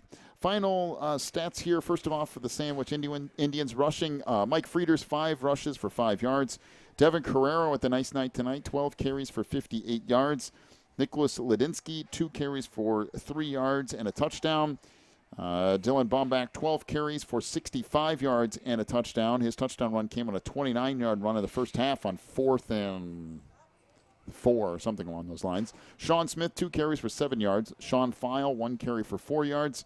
Nico Miglarini, 1 carry for -1 yard. Jackson Murphy carried the ball 1 time for 3 yards. Bailey Thurber, 3 carries for 2 yards. Tonight, Sandwich, 39 rushing attempts, 148 yards, and a touchdown. Through the air, Frieders was 3 of 6 for 87 yards. Devin Carrera had 1 reception for 15 yards. Dylan Bombach, 1 reception for 6 yards. Jimmy Roop with the one big play through the air tonight, a 66-yard touchdown reception. So 87 yards in the air, 148 on the ground, 235 yards of offense for Sandwich here tonight. For Wilmington, I had to do a double take at these numbers, but I think they're right. They got big in the second half. Now I'm doing the stats while doing the game, so it's possible that I missed something or did something wrong, but I don't think so.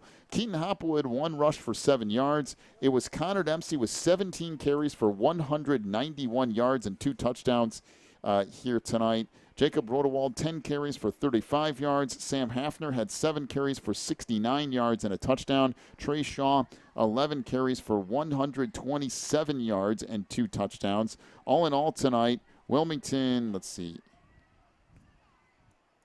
46 rushes for 429 yards and 4 touchdowns, if I have that right. Just short of 10 yards a carry, right? Yep. Yeah, not too far off from that. Through the air, Keaton Hopwood was 2 of 4 for 23 yards. That one pass play to Cam Harbor. So if you add that together, 452 yards of offense tonight for Wilmington as they outgain Sandwich 452 to 235.